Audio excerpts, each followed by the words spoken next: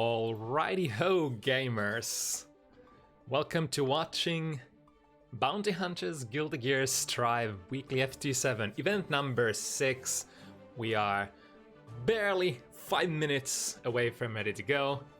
Got another pretty stacked card for tonight. Debuts for 3 players, I believe. Got some newcomers in terms of Shin and Akakitsune. Kai, where were those guys from again? I didn't type it down, so... Shin's from Germany and Akakitsune is from Portugal. Alright, amazing. Brilliant. Also our Finnish boy Modyyh, I think hasn't been appearing on screen for Guilty Gear Strive yet, if I'm not mistaken. I think this holds true, yeah. So first time seeing these 3 players show what they got in the new Guilty Gear game. Always such an interesting thing to behold. Other than that, we got solid matches from one side to another. Starting the day today with Radune Leo versus Matiibo Nagoriyuki. Definitely not the I guess if we usually would go in terms of skill level, this would not be the first one people would usually see at the start of the list. Both of these gamers, very strong players from the Exerd era. If we put all the facts on the table, I'd say back in Exerd, Matiibo was probably like a slightly ahead of the curve compared to Radune, but Matiibo surely hasn't played Strive as much as Radune, so yeah, Radune's been very solid mid-high level competitor in this game. So we'll have to see how that matchup with experience in different games and such pans up. Matiibo has been surfing around some characters in this game though, so like definitely not a new player, and we've seen Matiibo play Nagoriyuki with very nice results so far. I think out of all the characters Matiibo's tried, allegedly Nagoriyuki is the one that clicks the most, so still opting to stick up with that character. Gaming. Gaming indeed. Other than that, we got yeah, the Jufee versus ULTINEET match was interesting. There was a little bit of lore behind that, I think. I think Jufee and NKellyy played like at the start of the week, Sunday, Monday, and not sure how those sets went, but they did sort of agree that they're gonna settle the score once and for all at the end of the week here on screen on Bounty Hunters. So that's gonna be super interesting. Lore was that we were drunk and played Strive. Yeah, that's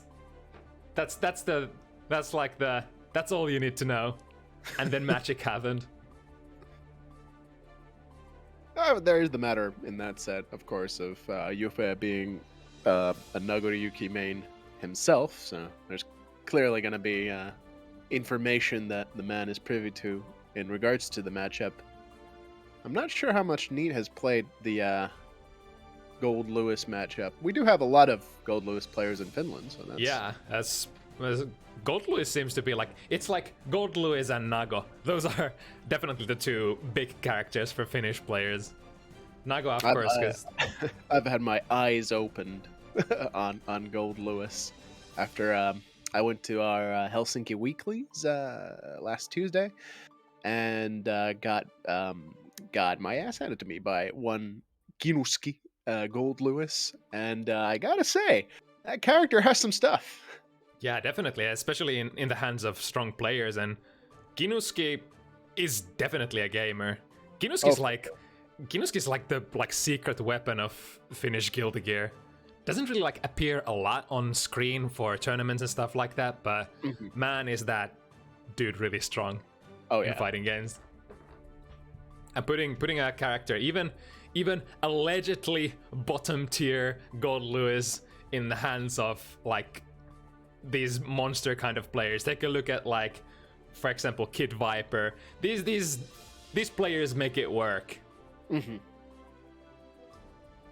And I mean, Guilty Gear has always been like sort of a balanced game, whereas your player skill is gonna matter much more than the actual matchup.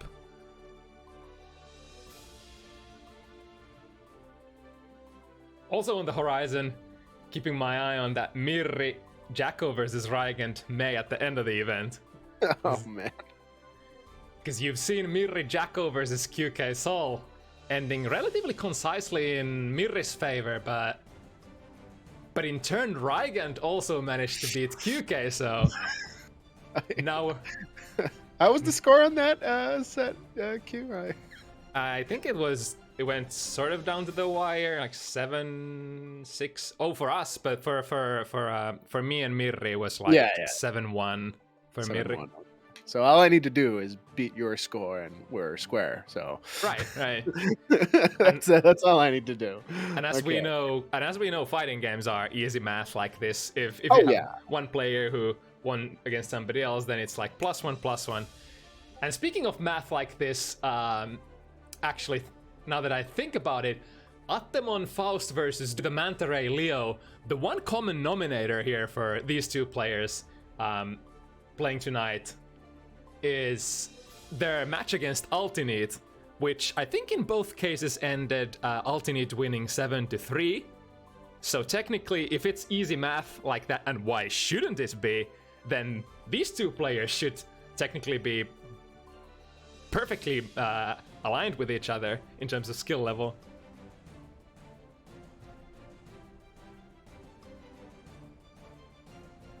So we haven't seen Modyyh on the Bounty Hunters FT7 yet, right? I'm not sure if he played a set like a while ago. It's weird because I've seen Modyyh play on screen. It was probably on your stream. Yeah, he's definitely been in the rigged brackets. Modyyh, of course, my brother from another mother, my heterosexual life partner. But he's not. He's like I feel like he's not the favorite to win here. I feel like NKelly's probably gonna take it from the data I've gathered, the extensive data I've gathered. Scientific data of beating Modyyyh's ass all the time, most weekends. But I'm interested to see how he does. I might have a skewed viewpoint because, you know, I only see him getting his ass beat. So we're gonna see who's gonna be skewed or skewered here, because it's time for Radune versus Matiibo. Man, it's like I said, two players from the Exert era having like slightly different amount of experience on Strive. Radune has been playing from day one extensively. Matiibo, a slightly newer comer, but Matiibo definitely has the gamer gene. Oh yeah, and I gotta say I'm feeling really concerned for Radune here because, well, not only is Matiibo a gamer with the gamer gene and everything, but he has been grinding recently, as can be seen from the Finnish Discord. Like, he's been very active recently, so I figure he's put the time in, and I expect this to go in Matiibo's favor. But you know what, Radune is a man who always manages to surprise me, unless I'm playing against him. Yeah, and Leo is a character who is gonna force you to guess. So unless Matiibo is gonna have the reads often enough, rounds could potentially end like this. But our man Nagoriyuki, of course, does have guts. I guess a really fat boy. Like the top 3 contenders for the most EHP in the game: Potemkin, Nago, Gold, Lewis. I guess also kinda Geo, but she gets her defense modifier later to the round, usually with. By the way, did you see Matiibo handily whip punish 2K with Beyblade? That's cool, I guess. Oh man, God, I really sort of hate that Berserker slash in this game at certain ranges. Sometimes it's so hard to see if it crosses up or not. Yeah, Matiibo, why aren't you just reacting, bro? Oh, no. Good anti-air there. Oh, the footsies from Radune. Right. Dashing forward into the 6P. First game to Radune. Very nice. I feel like that's kind of to be expected. The thing with Radune is that he has trouble adapting as things progress. Most times. But I feel like Matiibo is gonna like pick up on Radune's tricks. I think I forgot to set the room to rematch, but I thought we were doing it like this now, just to make sure we don't miss any games. no, I think it was that one moment last week when I had to abort it because we lost the spectate. But hey, we'll go with this. Nice check on the left right. The same old Leo tech still works kinda. If you think Leo's gonna dance around you too much, you can definitely press a button and try to or throw. Throw's good. But again, the spacing. Oh, nice. The extended throw range of Nagoriyuki is definitely helping with that thing a bit here. Cease your dancing. Fukyo is on your corpse. But I mean, it's usually not something like you can do necessarily on reaction. So if you're trying to prevent Leo from doing that, you might get caught by something else in turn. Good use of FD there, pushing Radune away, but still not out of the woods. Get command crabbed. Choose to cash out here, all right? We're going back to neutral here.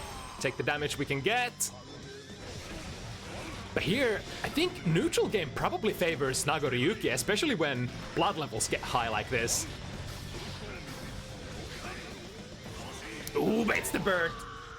Baits the bird. Bird! Tweet, tweet. Matiibo evens it up 1-1.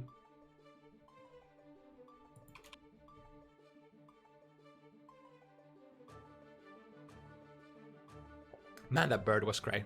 I should probably set the room to edit room settings. Rematch. Which is get the bug like right after we do this. Yeah. Okay. Now it should be good. Oh, look at Matiibo using the technology, the powerful side switching tech. Damn. Yeah, that really tells you. I guess Matiibo is a P1 side person. I of course think P2 side is hands down the superior side. However, there's a little bit of a meta game. I think more people prefer the P1 side. Hello? Not sure what that was about. Alright, but we're going. Radune with the threat of the DP after the 2Ds. The 2D very minus on block, but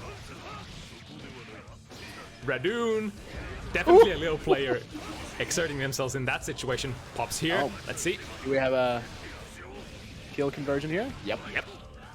There was a chance for Matiibo to burst out of there, but that would have been super risky. He would have still needed to take all that blood rage damage. Damn, Radune is using that 6P to a very successfully, catching those 5Ks from Matiibo. Ooh, that's the second time that Matiibo's been hit by that.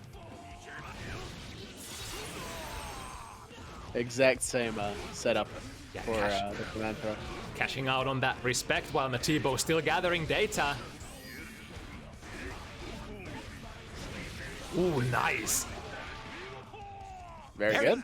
Very patient there on defense, waiting for the gap to come and then finally a perfect spot to flash kick. Radune taking the lead once again.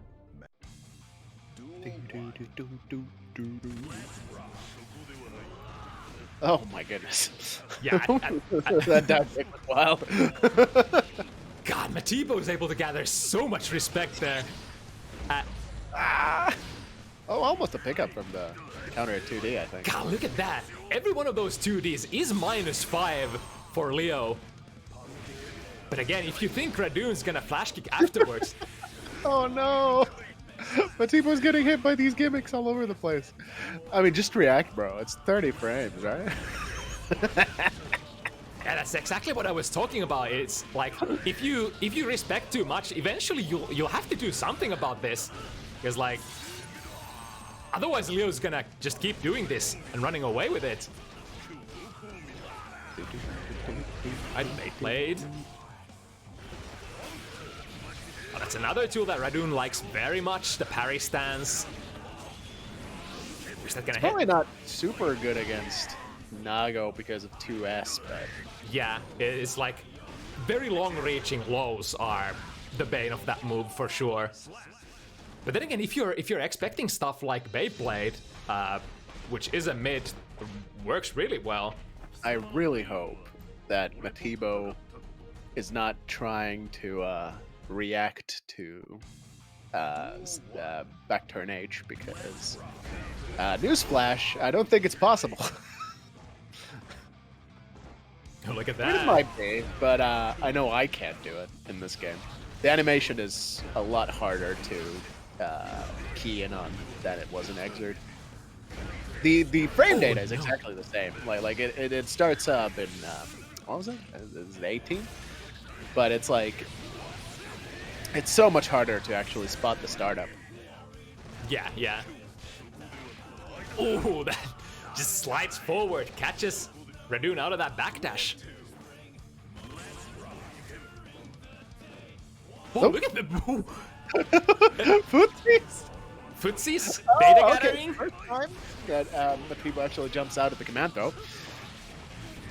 I mean, if we gotta compare these players, I would say Radune always plays with their heart, whereas Matiibo is a little more like data-based player. So I wouldn't be surprised if this is all just calibration for Matiibo so far. Are you saying that a jam player uses data? Because I honestly like. Listen, Q, I respect you, but I'm not sure if we're right on this one. Ooh, that should be the round. Yes, indeed. But I mean, you gotta remember that like your character defines some of your traits as a player in a particular game. So if you have a character like Jam that sort of incentivizes you to go wild, maybe you go wild a little bit more, but then check Matiibo on Grand Blue versus where he played Percival, and that was like very controlled playstyle. True, true. That being said, I honestly think Nago probably needs less mental power than Jam, so we're you know, it works out. It's fine. Don't worry about it. Yeah, Nago has a really cool like binary mode kind of a thing where at the start of the round when you don't have much blood yet you can go super wild, and then he transitions into this footsie machine at level 2. Depending on the player. There we go. Finally challenging that 2D. Oh no. That's not gonna be... Yeah, you can't do that exactly. Unless your back is against the corner, you're not gonna be able to punish that blood rage explosion. Yeah, it's only -7. So you do get your turn, but you have to be considerate as to what the actual like circumstances of the blood rage activation were. Again, jumping out of the command throw. Very nice. Recognizing that pattern that Radune has been using. To burst towards the corner. Yeah, you would definitely challenge at that range. I think Nago can even punish. Nago is a 5-framer, right? Uh-oh. Yes. Nago 5P is 5 frames. Oh, finish your plate, Radune. All right. Still resetting into a very decent with the situation with that far slash.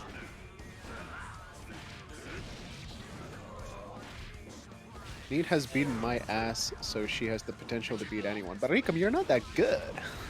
I don't understand. Say it isn't so. Alright, opting to use the meter here. Back to neutral. Let's see if Radune can get in once more. Leo, oh, nice anti-air. Not quite able to follow up. Great backdash.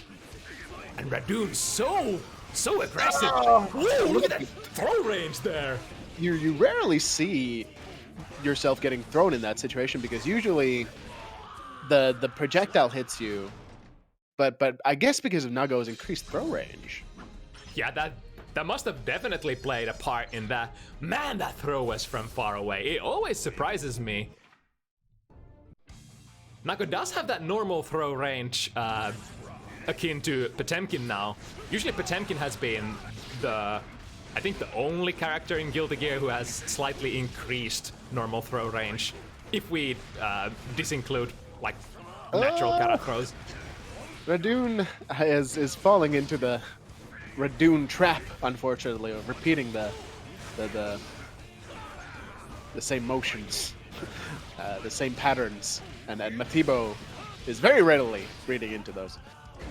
Yeah, Matiibo has been turning it up, slowly downloading, figuring that, all right, this is what's gonna happen. I've seen this before, and now I will execute. And look at that. Oh, doesn't quite get the full corner carry. Man, whose idea was it that Nago can do like 60% of round start buttons and break the wall? Right, with full steam going in forward. Oh my goodness. Yep, this is starting to look like Matiibo gaming. The thing is, I don't think this matchup is very good for Leo in general. Yeah, Leo. Nagoriyuki beats Leo in the neutral fairly handily. Yeah, especially once the blood starts building up. It's super difficult for a challenge like those far slashes, especially 5 heavies for Leo.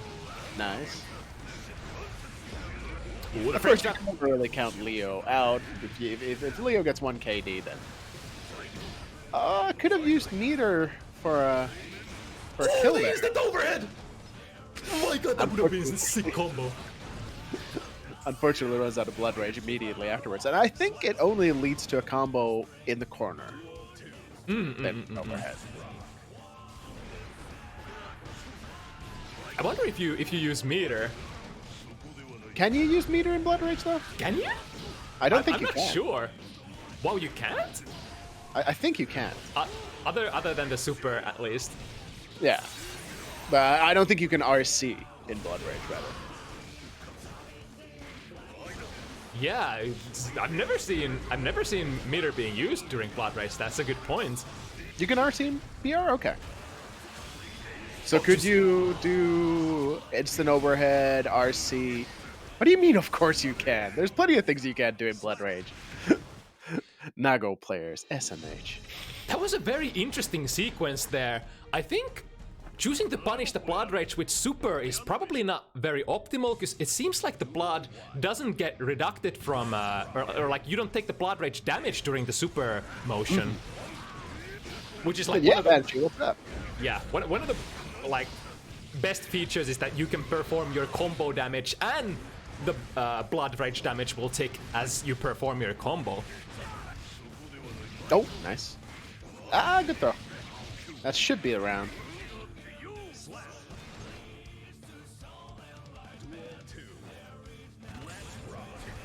I mean, Jufee, you didn't answer my question, though. Can you convert off of the instant overhead mid-screen with meter? Maybe if you do, like, RC drift downwards to the ground or something.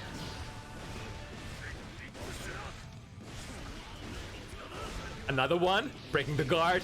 Man.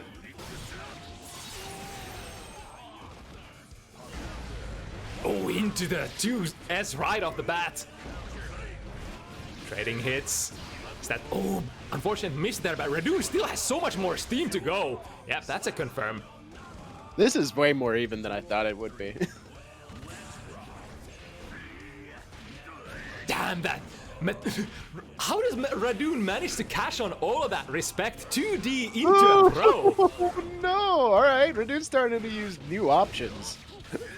Which is something that you don't often see from him. I'm proud of the boy. Yeah, I felt that. Luckily not punished too bad. Oh, nice good throw. This is gonna be a... Oh, wow. Hard baiting the burst there. Is he gonna burst? Not quite. Oh my. Matiibo not doing anything in the clash. I feel like, you know, DP is a good reaction there. Because obviously Radune's gonna press 3D. Yeah, damn, went a little bit too close for comfort. I think Matiibo could have probably opted to play at a range there where even if Radune DPs, the disjoints of your normals just will not allow you to get hit. I'm not even sure if I can be counted as a guest commentator at this point. I think I'm just a co-host. Right? Won't be able to punish the popping here, and Radune, ooh, chooses to... Ooh, that was a really dangerous Sonic Boom. The throw? What's it gonna be? Oh! I fucking knew it. Oh, wow, you can throw that? You can throw the startup of Turbulence? Didn't know that. Interesting. One more hit, what's it gonna be? Oh! Oh my god! Kinda cool. Reflected the clone, but that... I guess the main body wasn't close enough to receive like the reel back animation there. Radune not phased, ready to go, mix it up with a command grab. And man, the command grab has been hitting so precisely so far. Right, Matiibo's time to make the comeback, and this character definitely can. He's gonna pop. Oh! Oh my goodness! The 290 plays, what? That was, what a great sequence! Both players having to burn the meter after seeing the option after option from the opponent. That was so great. It was that, like, that was predestined to happen as well. And both players had the knowledge and the presence of mind to pull through. Oh, I like that. Low to the ground, delayed air dash JS into beautiful conversion as well. 60%. There's so much meter in Matiibo's end though. Here we go. This might actually kill for the super. I think that's probably a kill. Yeah, this has a high minimum damage with the wall break as well. And Leo is like not one of the fat boys, so no, yeah. Gonna seal the deal there for Matiibo. 5-5. Man, I'm still mind blown about that exchange there. That was so smart as well, because Matiibo knew there was not gonna be a punish. Radune still attempted to take initiative, but oh, look at that footsies on the round start. Man, Matiibo has to have been lapped the round start because they're playing so patiently, waiting for stuff to happen. Shout out to the training mode options, by the way. Labbing round start options in this game is so much more easy than the previous Guilty Gear games. You can actually do like a real round start thing to practice round start options. Right. Look at that again. The parry stance against. He's dead. Oh, what? Really? I mean, that's actually pretty good because it has such a long animation. Yeah. And especially like. You see a lot of players actually punishing Blood Rage with a throw, especially at the end of the round, because it doesn't allow the opponent to burst. We're punishing the throw with the command grab? Oh, Radune. Right, finds the Beyblade. But again, going close, Radune is so ready to defend. I feel bad for Matiibo because, like, in the first few games, Radune was stance dancing around him so much that now Matiibo is defaulting to that throw option on defense, and Radune is banking on it now. Smart play at the end there. Radune recognizing that Matiibo is at 0 health, and you know, Nagoriyuki doesn't really have great mobility options, so just opting to throw flash kick, or sorry, Sonic Boom after Sonic Boom, try to score that chip kill. And in the end, gets it. Oh no, all of these command throws are just landing. Clearly, Matiibo did not take the time to lab to reacting to the sound. That's so difficult. Again, the parry stance. If you know that they wanna start the neutral with the spinny wheel, Kamuryuki, just put on that parry stance. Oh, Radune looking so strong right now. Amazing 6P. This has been such a fast-paced set, and Radune now on set point. Yep. I can't believe it. The absolute lad. Again, the 2D thick throw. I can't believe that's working. Oh, beautiful conversion from Matiibo. I love that combo. That is so cool. Stupid amounts of damage. Oh. I think combo that cool deserves to do a lot of damage. Sure. Right, choosing to take the walk here. Back to Still neutral. anyone's game. Matiibo does have a lot of meter to work with, but will he get to use it? Here we go. All right. Oh, that's a drop. That's gonna whip, Yeah. right? Yep.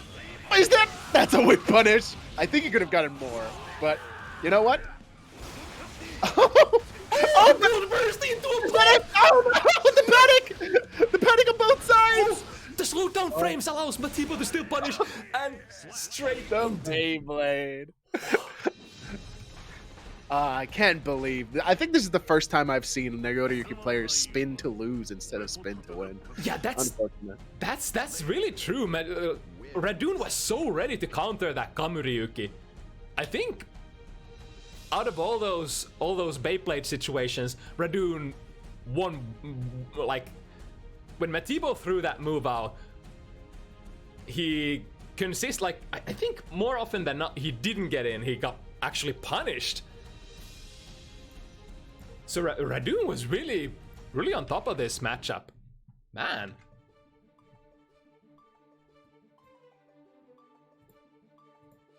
Also, why doesn't Twitch? Well, let I'm me- proud of Radune.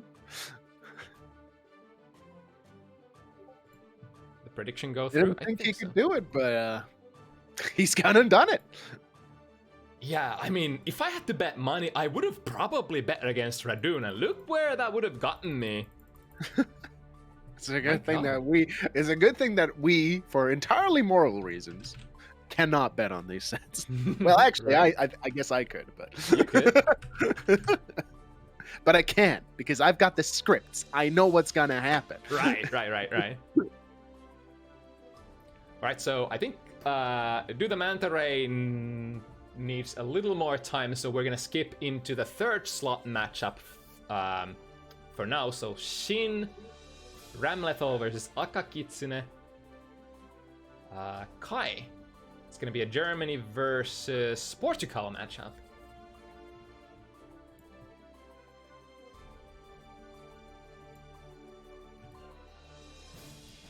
And first time seeing both of these players on screen as well. I'm so happy to see more Ramlethal players because I've been dabbling with that character a little as of recent. Still not strong enough to bust it out for any public events, but maybe soon.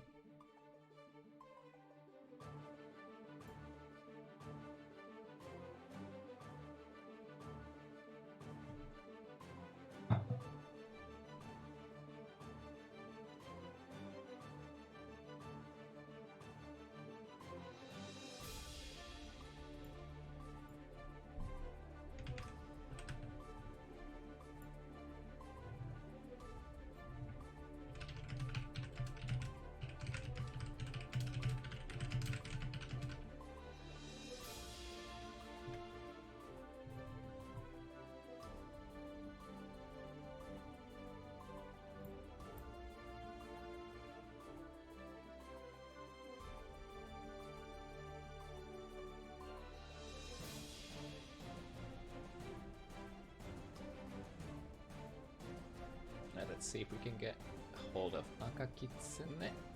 I think Shin is already in the lobby.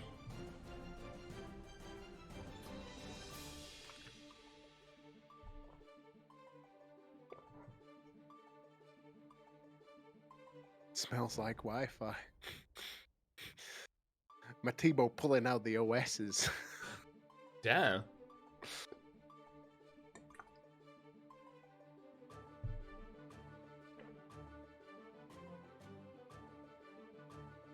Oh, sorry about that. I initially had the room settings set to single matches, because last week I had to switch it around to sort of make the players disconnect from a match, or make them come back from a match after the spectators dropped, and I forgot to put it back on. So sorry if that broke people's momentum. I'm so sorry. I'll take all the blame for that.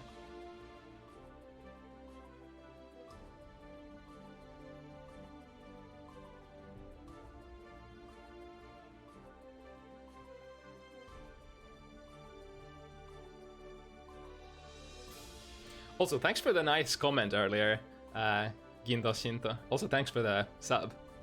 Oh shit! Yeah. I saw that too. I'm glad people are enjoying the commentary. We try our best. Mm-hmm. Sometimes I tend to forget that this is enjoyment also for the viewers at home, not just for the players. I usually think about the players first and foremost, and just want to deliver a nice, like sort of hybrid casual-ish competitive environment.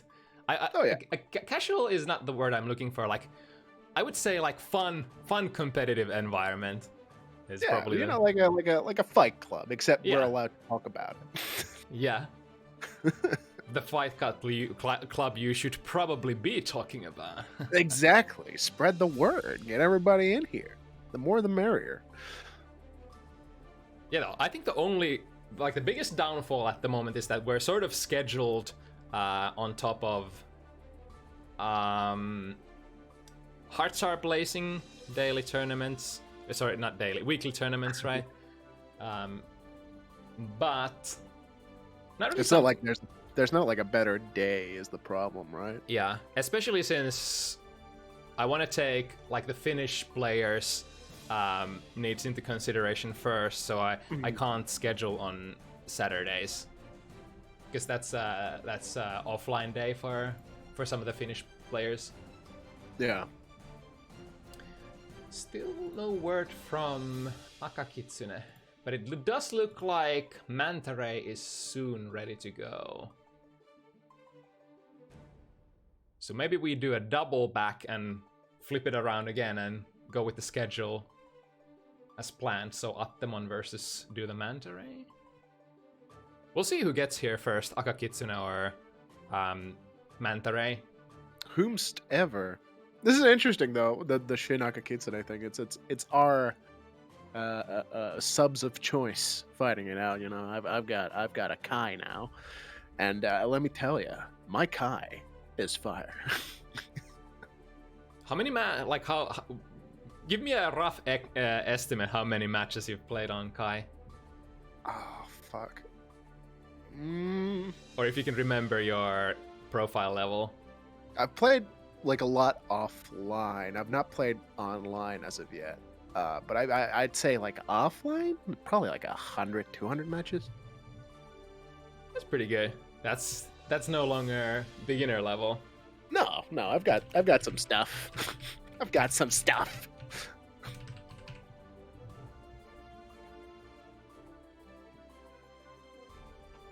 I actually do have. I beat Mr. Paulo at the weeklies in the first to 10. Ooh, that's not too bad. Using Kai? Yeah. Damn. Q Ram versus Rygand Kai Wen. I mean, I'm up for it. Soon trademark. Soon trademark. No, I won that, Paulo, because the first few matches, if you remember, were fake, right?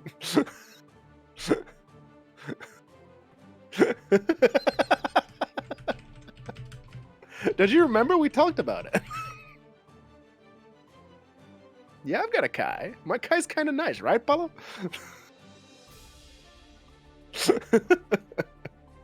Man, Mamuson and Paulo with this alternative history. He lost to an Auntie Lamau.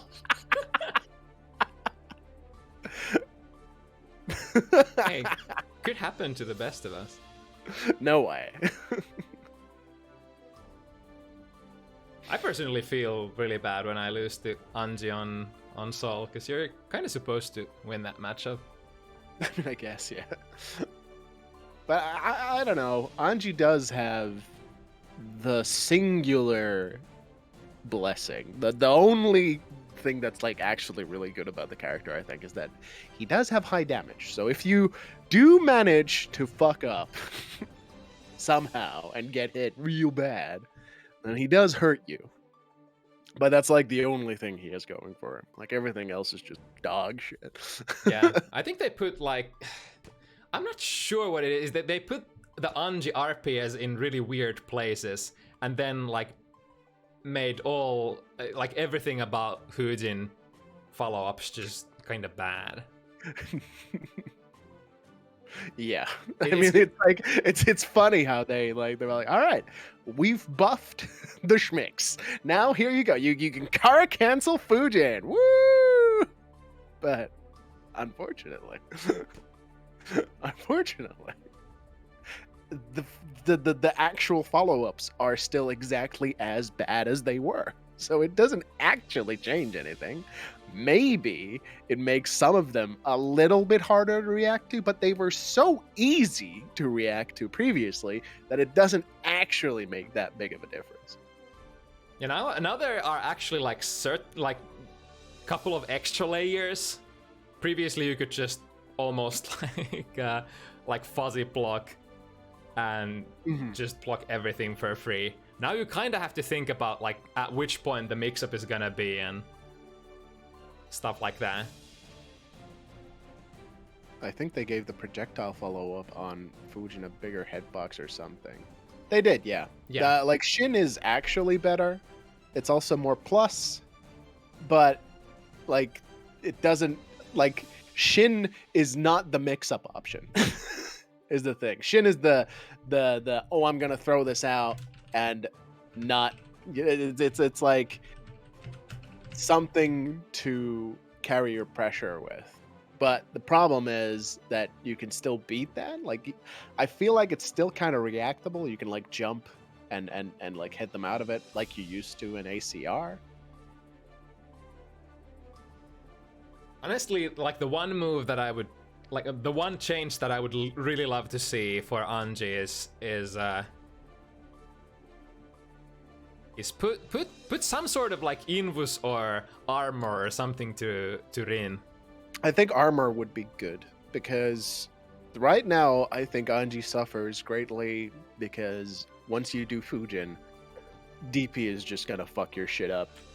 Like the only thing you can feasibly do is an airtight Nagiha, and that's not exactly, you know, that's not like great if that's your only option, because you can't like just not cancel out of Fujin because it's minus 50 and is going to get hit by the actual DP. You can't Rin because it's going to lose to the DP. You can't Shin because it's going to lose to the DP unless spaced correctly, but you can't always space it correctly, obviously. So Rin having like a hit of armor or two or something, you know, I don't know. Really, you could just give it hyper armor, in my opinion. I don't give a shit. Yeah, just have that one option that calls out like the DPs.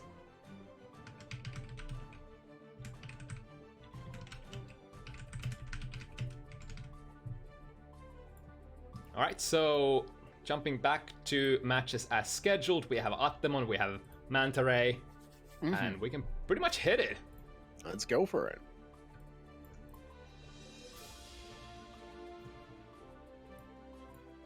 Like Interesting to see how this goes. I feel like this has to be pretty bad for Faust. Yeah, I wonder.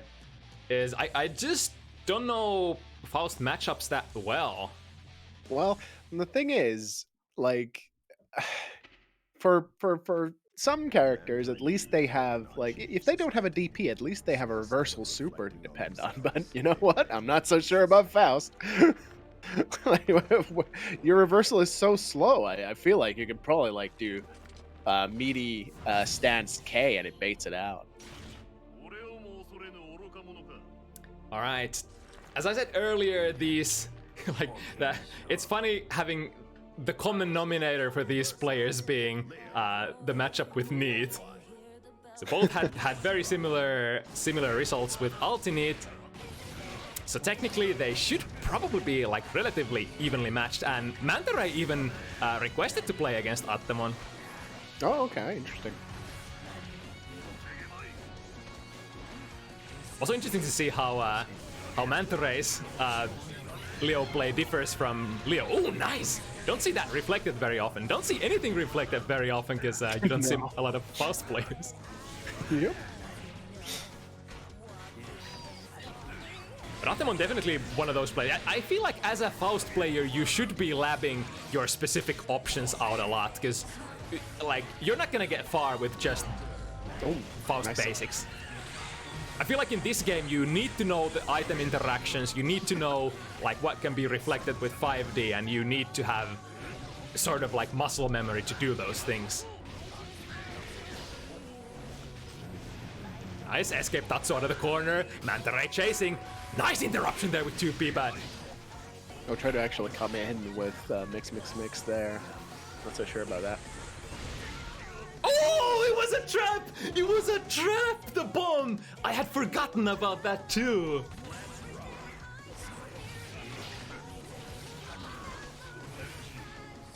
Alright, pick up horn. It's pretty. Oh, he gets punished by the horde there. Very nice response. That 2 heavy is a low, and it actually has a very decent hitbox, much more like a hitbox akin to Exert in this game. The horde forcing Manta Ray to hold it. Very decent control at the neutral for Attemon so far. But once this happens, uh-oh, this is the bad situation. You don't want Leo to be point blank to you when you're Faust, when you're any character, basically. Attemon with a lot of wow. yes. Actually going in with the BRC. Yeah, the double-edged sword here after that big combo, having to go back to neutral against Faust of all characters. Oh my!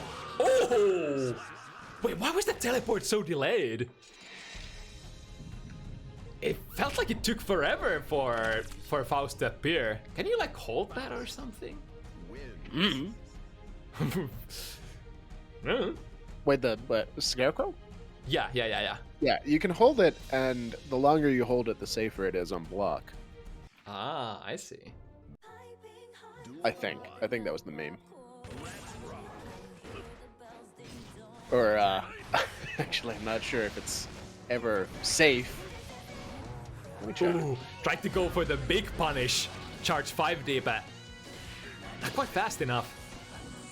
Attemon is utilizing so many of those funky Faust options. Has been crawling under some buttons.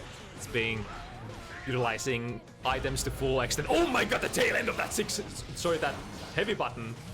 Okay, yeah. So if you hold the P or K Scarecrow, so the ones on the ground, then they are +7. Ah. Learn new things every day. Uh-huh. The S version, which comes down from the sky, really is never safe. It's fine. It's a 2D.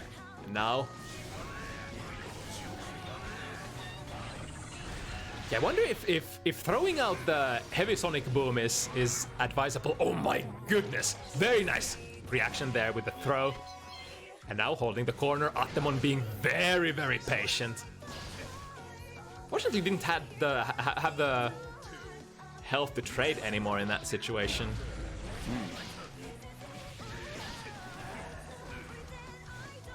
Hopes to pick up the horn. Nice. 2S. Still anti-airs. And now this is dangerous. Here comes the big pressure from Manta Ray. Oh, nice! Teleports out of the corner.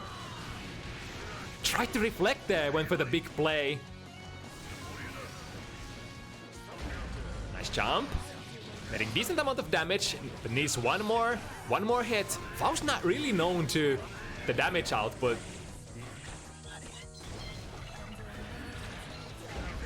Nice DP. Oh. And that should be enough, indeed. And Attemon's play is so patient. And Manta Ray also having to sort of slow down their play because of all the item interactions on the screen, as well as the reflected projectiles with Faust 5D. Escape Tatsu once again. Ooh, I wonder. I guess you can't really trade favorably with the heavy sonic boom if you go Rere.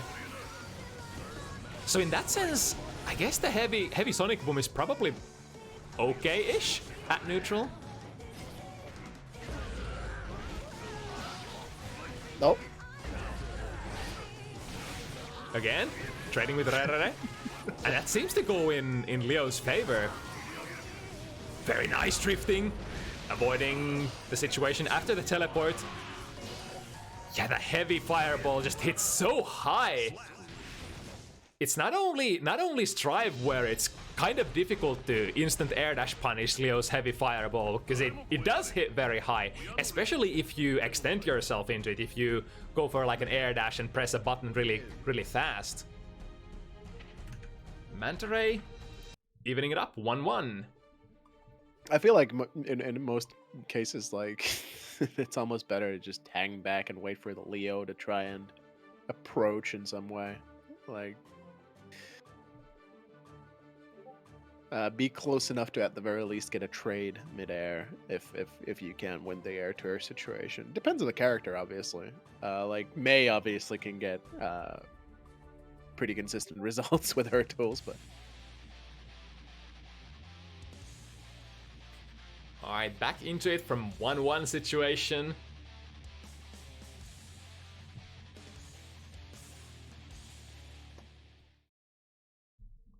Story so far has pretty much been Atte's decent neutral control. Manta Ray is gonna need those outs, get in close and personal and start mixing Faust up.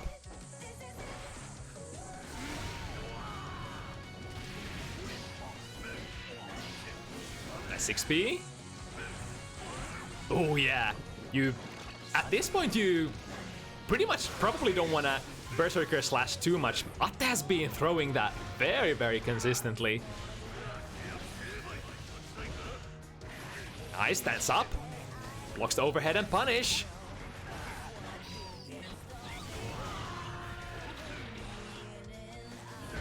Very safe. Waiting for... Oh, no, unfortunate. A little late on that RC, I'm guessing. Nice, dive kicking past the projectile. But even from a lot of those trades, Atte is scoring some amount of damage. So if he manages to actually pull ahead in the life situation, you probably are fine trading into that heavy projectile, for instance. Is this a Street Fighter matchup? Life lead actually matters? No way. Meteors are still coming, forcing Manta Ray to block, but immediate DP afterwards. Here we go. Here's a chance. Baits the throw. Forcing Atte to burst immediately. Very nice burst to get off. And now we're dancing. Nice jump. Yeah, so far, Manta Ray just hasn't been able to open up. Atte very consistently baits the burst as well. Luckily for Manta Ray, the damage from Faust not too overbearing. Nice 2S. Not sure if that was the intended option there, but it worked out. Oh wow. Combo into the bomb. Yeah, that was a sequence, all right. Again, even if Atte didn't manage to combo into that bomb, kind of guaranteed themselves a situation where Manta Ray again has to respect the item, giving the initiative back to Attemon.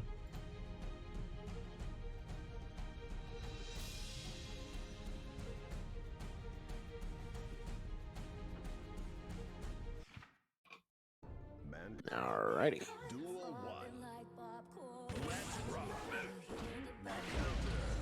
Alright, finds the knockdown. Here we go. Leo gameplay. And finds the interruption, man. Atte's defense is so immaculate. Oh, the bomb! That's a good starter! Into? Oh, wait, what was that? That looked kind of funky. Oh.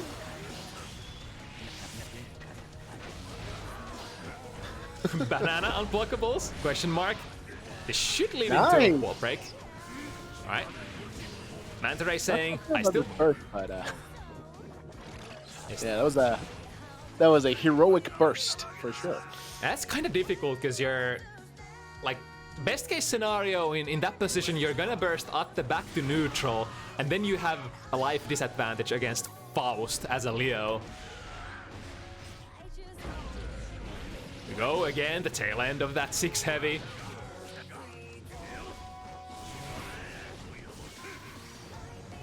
Now Manta Ray having the life lead. Ooh, the left-right mix-up.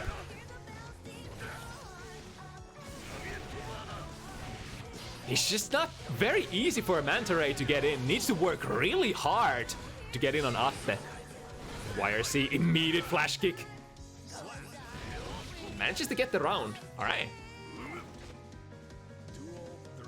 But in terms of like, you know, rewards go, obviously Leo does score way more than Faust when you actually guess right, so it's not like Manta, even though Atte has very good control of the neutral, Manta Ray only needs to guess right like a couple of times, where Atte is gonna need a heck ton of good reads, like this! And still, that's something like 120 damage or so, or even less. Alright, switching places, Atte feeling like this is the place to burst, not get cornered. Get the mid-screen position, get the real estate. Oh my god, was that left or right? I have no idea. I actually don't know. That was kind of funky. I feel like that's a dangerous mix to make. No pun intended. Yeah, because it's gonna be minus. Yeah, that's one of the downfalls I feel like of Faust, that if you actually wanna go for those good-looking mix-ups, you have to risk. If you miss your setup, you're gonna end up minus a lot and probably punishable. Oh yeah.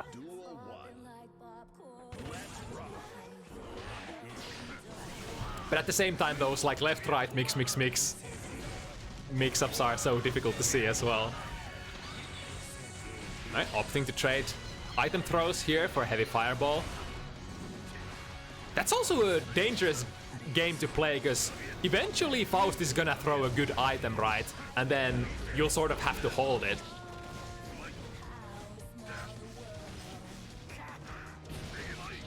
Trying to get away from the back turn pressure.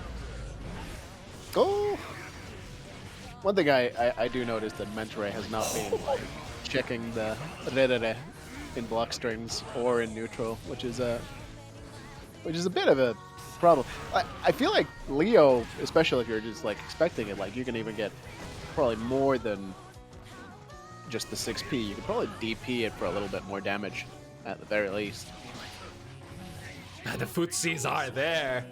And the earlier, again, using Crawl to get out of the block string from Manta Ray, I feel like, man, if Faust was a little stronger of a character, Atte would probably be like, man, Atte would be such a beast right now. Look at that Crawl again, making the far slash whiff. It's statements like that are making me really worried for the October patch.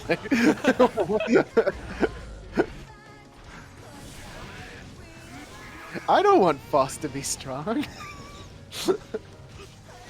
I'm not sure if I want the top tier Faust again, but I definitely want Faust to be like more of a represented character for sure. I would like it if all of the characters were as viable as the mid tiers at least. Ooh. Was a funky mix up there from Atte. Ah, misses the finisher. Still in a good position, especially since the mini Faust is holding down the fort. Now looking to get that one more hit. That was a hard bait on the DP if I've ever seen one. Oh no. Ooh, good air dash. But opting to... Wait, did he... Oh, he opted, opted to backdash and take the banana for health. I mean, can an ape help its nature? I don't know. Like... That's actually a very decent... like. That's an interesting decision there, because Manta Ray had very little health to speak of. So technically, if Atte puts them in a block string, it would have probably been a checkmate. But getting that banana, sort of forfeiting the position, forfeiting the aggressive position to get a little bit of health back. Yeah, I'm not sure which decision I would have made myself in that situation. Well, that's happening. We good?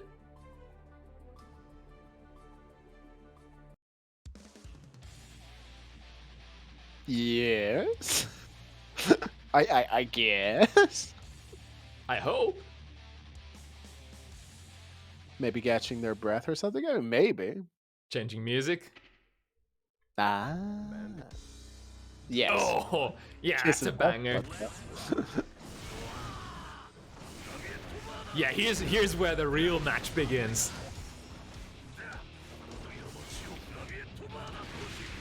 Nice, 6p. Make sure that that jump 2k is not gonna hit. Yeah, look at that, immediately after changing songs. Getting in there and pounding away. Powerful technology. Ooh, the full screen DP. It's true, Faust has very long reaching normals. Again, look at that crawl! Man, Atte's so ready to RPS. The hammer there working for Atte.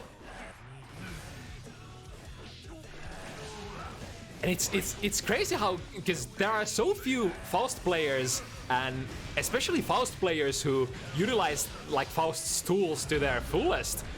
It might be that you've never seen like a Faust who tries to crawl out of your pressure, and if it's your first time seeing that kind of like behavior from your opponent, what are you gonna do? Can you actually adjust on the fly?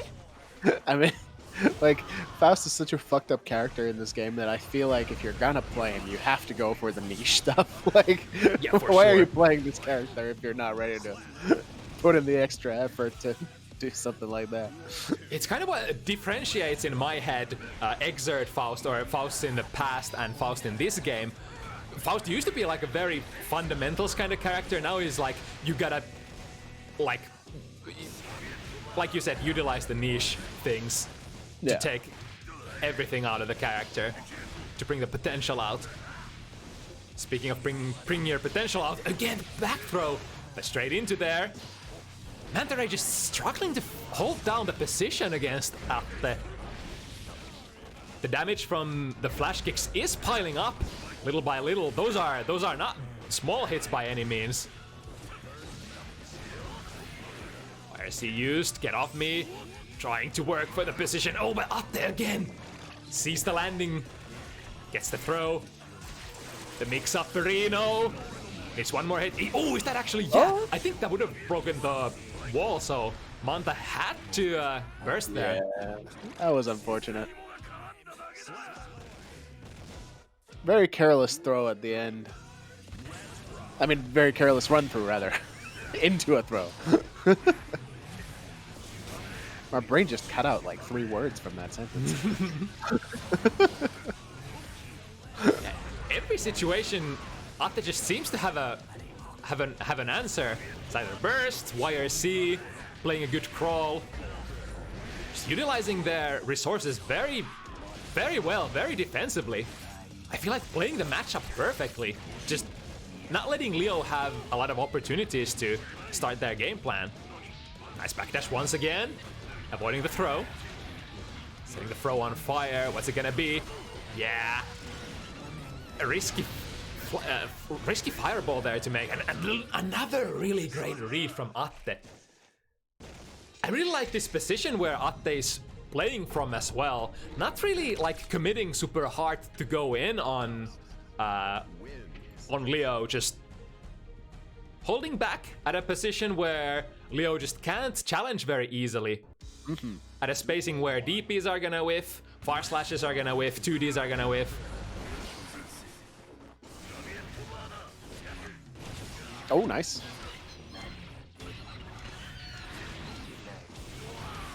Oh. Nice follow-up still. It's the 5k anti-air. Now the horde. Oh, good, very nice. It's a big combo. Wait, that must have been a misinput there for Manta Ray. A very unfortunate one, because now they're stuck in the corner. And even though Faust doesn't deal a whole lot of damage, oh, the super baited. What's gonna be your biggest punish? Yes! Yeah. Yes! That's one. Is that gonna kill? I remember that Faust has one of the lowest fully charged 5D damages, and it seems to strike through. Hey! Ay. Still a chance for Manta Ray to come back. Dance! Was that 5D startup that I saw? It was. I wonder, it might have been a misinput on 2D? Who knows? I'm gonna guess it was a wake-up throw, which also would have lost to Oh, right. back turn H, because it is airborne for reasons that are surely part of Daisuke's vision. Yeah, Faust doesn't have the Invus anymore on 5D, right? In Strive, I think. No. Surely not. Because otherwise you would have seen people use it more often. Yeah. Surely not. Hence it has to be true. Yeah, again, has the burst ready.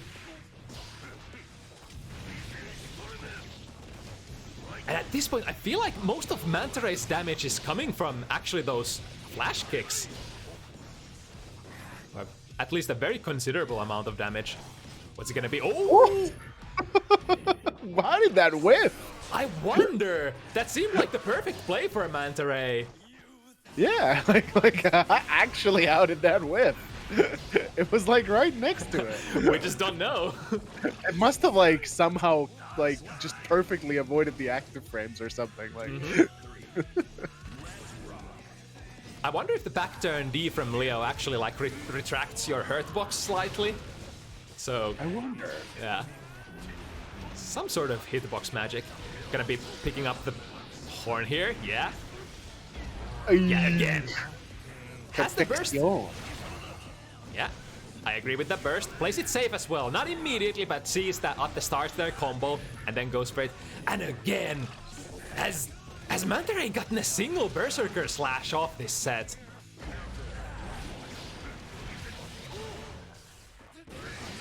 He should mix in a couple of unthrowable ones to kind of, establish the fear of not being able to throw them. Yeah, but often enough you kind of have to use like 50 meter. You use like red RC followed up by the Berserker slash to actually make one unthrowable. Yeah. Or then like pick the perfect spacing to go for it, but.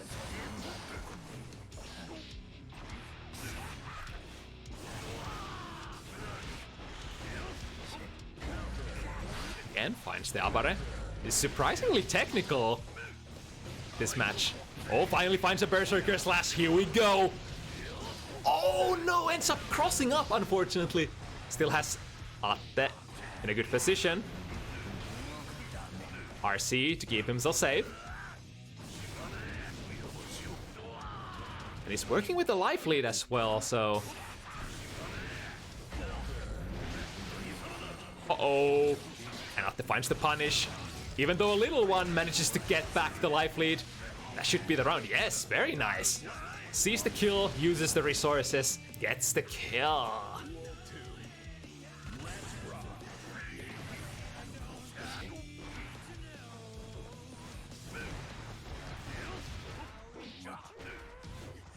Yeah, look at that. The spacing, the footsies. And immediately upon seeing that parry stance goes for the too heavy.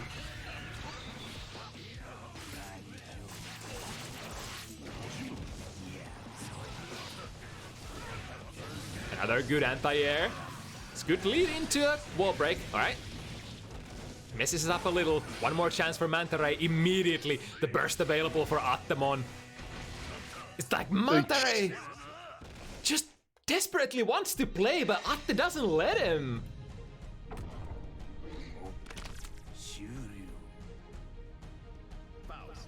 Well, if there's anything we can learn from this, it's that Leo needs buffs. And Faust needs nerfs. Was that 7? Was that 7? I think I thought I counted 6, but Yeah,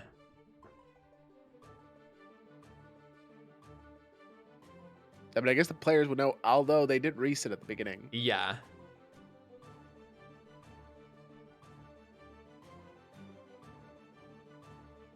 I don't think we missed one, but That's a. Yeah, Atte said it's 6-2 as well. So just changing a song again of the last game, kind of BM.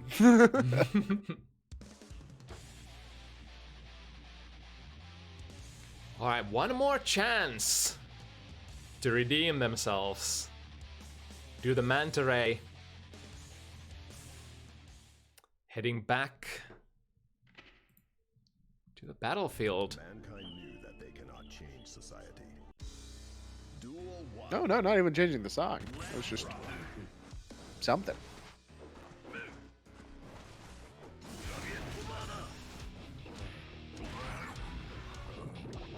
Atte's also just so fine with, you know, letting Leo come close here and there.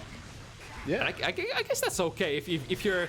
He's been defending so well so far that it's like no biggie. I mean, Leo up close, if he isn't in stance, isn't much of a threat, but...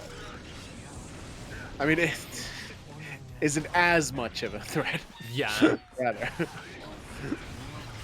You kind of need that position first. Like, rather get like a knockdown, go into backturn, and then have decent amount of plus frames to dance around. And now Attemon on set point. This has been a very, very strong showcase from Atte, how this matchup probably should be played. It's 2D. Here's the knockdown and the corner position. Chooses to take the wall. Is that a? Yeah, that's a clean hit. This is difficult though. Oh, the tech! The super into YRC.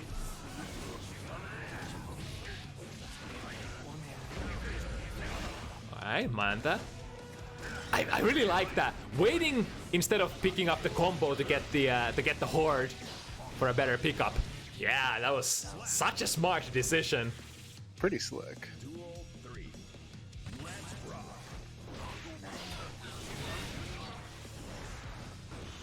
But now we need to do it again to stay alive. Again, good trade. Gets the anti-air. Not debating a burst. At that far range, not gonna get a whole lot. Especially since, oh, okay. That's minus. Oh, but Atte not biting. Oh my god, double shield and no retaliation. The patience. Teleport yields the burst baited. The last moments for, yeah, has to RC there and respect the little guy as well. Fairly tense here. God, you would love to get close, but the control. Excellent block on the overhead there. At this point, even those 5Ps or 2Ps from Faust are gonna hit so hard. Oh no. Why is he trying to red it? Can you red it through it somehow? I think you can't red it through it, but what Atte has been doing a lot is trading with the startup. Uh-oh. And trade here would be good. Alright. Excellent DP. Oh! But then does not account for... Wait, surely he didn't get punished by the minions there, right? I don't know. Damn. I wonder if they missed it or if it was just a little bit of a brain fight there, but the Horde saving up Attemon. And finishes it up. 7-2. 7-2. Not bad. Next up, the set we were trying to cook up earlier. Shin Ramlethal versus Akakitsune Kikai. I was going for a Q there for some reason. Let's see. I still have no word for from Akakitsune. Unfortunately. I do see NKellyy in the chat, and Modyyh has been shitposting from time to time, so yeah, perhaps they are both present. Yeah, we should probably be jumping to that matchup. Oh, there he is. with the Rygand May Champ. Damn, that's a good emote. Where'd you get that? Damn, very son. nice. Where'd you find that? Where'd you find that?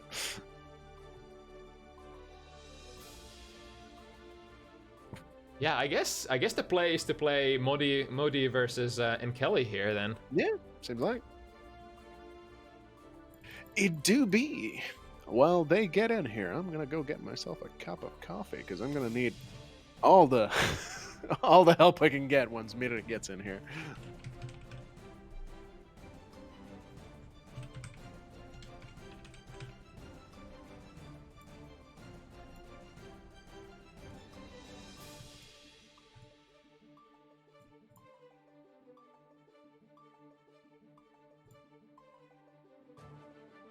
Yeah, sorry about all the mix-ups. Sometimes it's difficult to get 12 players in the same place at the same time.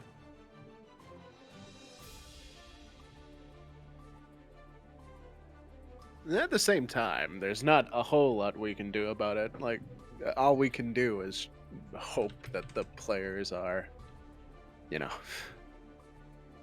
responsible enough to show up when they're supposed to. Of course, stuff happens. If there's, you know, stuff that takes precedence over fighting games, then of course you're always free to drop out. But we would appreciate it if you let us know in advance. All right. NKelly's here. Now we're just waiting on Modyyh.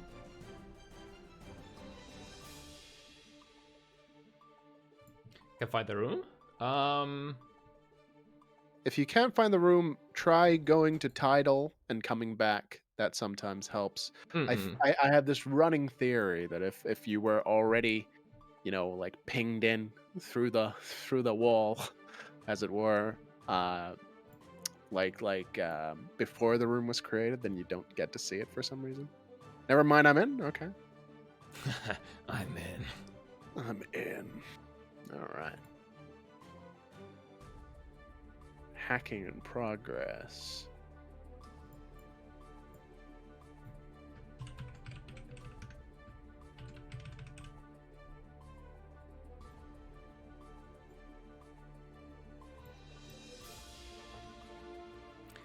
All right, Soul versus Chip. Yep. Better not get hit. Better not get hit. if you're Chip. That is the gist of it, more or less.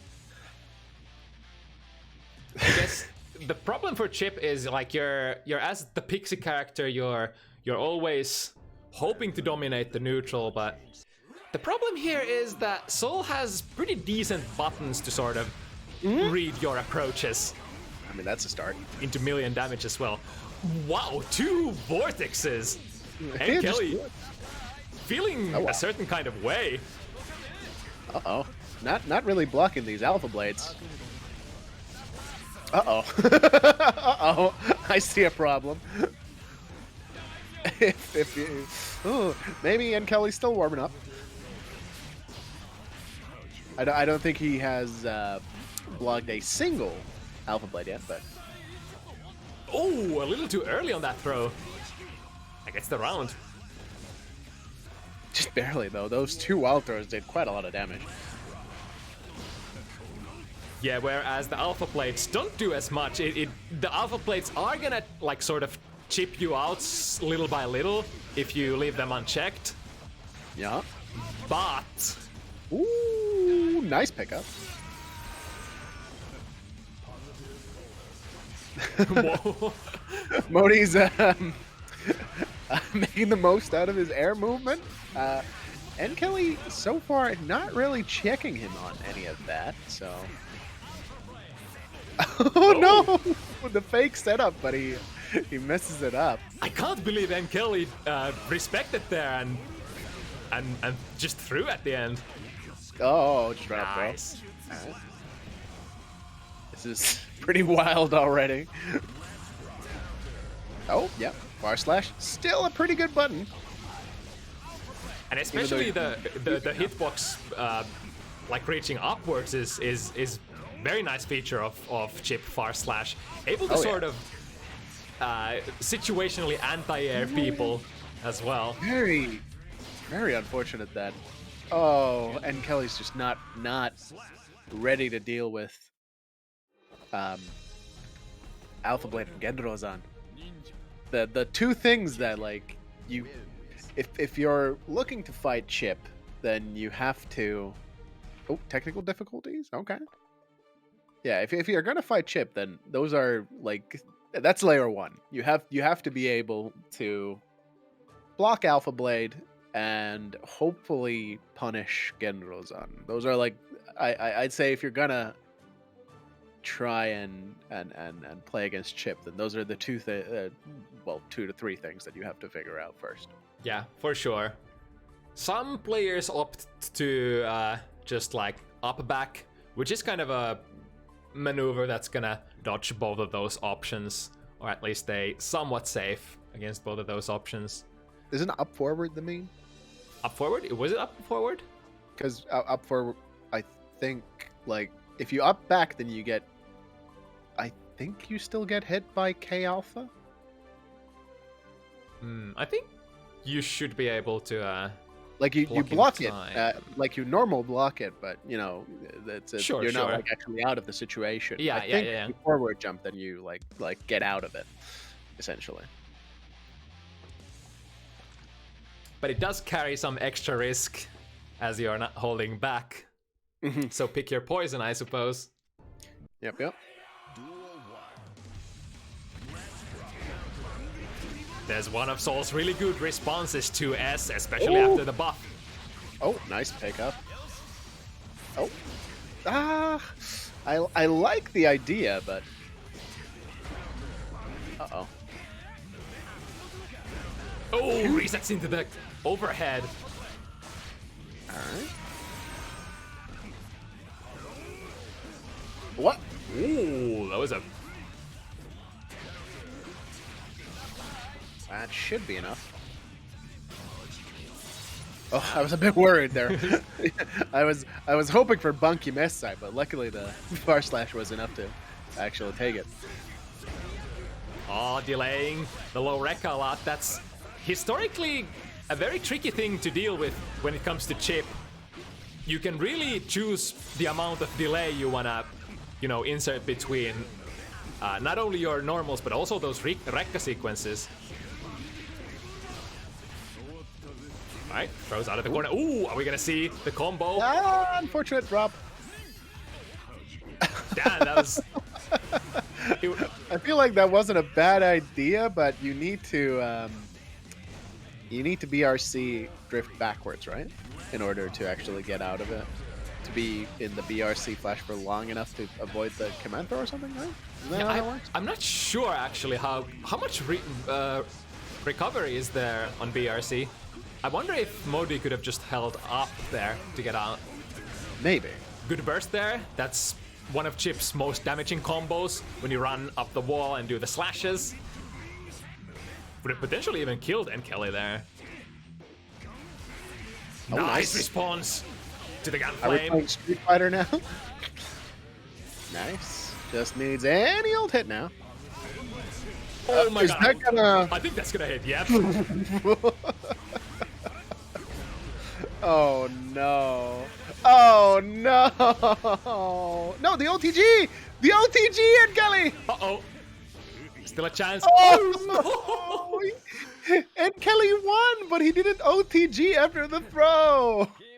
Yeah, that's one of those things in the heat of the moment. Sometimes you may not be fully aware how much health your opponent still has. And Modyyh definitely happy to take that round there. Yeah, for sure. Yeah, like that was a heartbreaker. Soul has a really good OTG option in 6H as well because it does a very sizable amount of damage. Yeah, no proration for OTG, just does the full damage. Yep. Shin and Kitsune still haven't played, right? Yep. Correct. Ooh, very nicely placed far slash. Sorry, close slash. Oh no, just DP. By the way, possibly unpopular opinion, but this song's whack. Yeah, it's definitely not the hottest one. Oh my goodness. Wow, I'm kind of surprised by that interaction. So they're up next. Assuming that Kitsune shows up, yes. Yeah, we'll have to see. Ooh, still have frames to jump out of that gunflame. Yeah, opening the backdash there. The downside of the wild throw, it does throw the opponent quite far away from you, allowing them to RPS in a follow-up situation. Yeah, I'd suggest Jufee and ULTINEET start warming up, just in case. Ooh, that's gonna whiff punish the 2S. What a commitment there, but it ended up working out. Crazy plays. 6 heavy, very nice trade for Soul. Oh, wake up throw. Gendrozan. I feel like as a sort of quotations meaty Gendrozan, that's kind of the most difficult situation to actually avoid it. Oh yeah, and a pre-patch, I think one of the things that was somewhat difficult to react to was doing like J2K Gendrozan.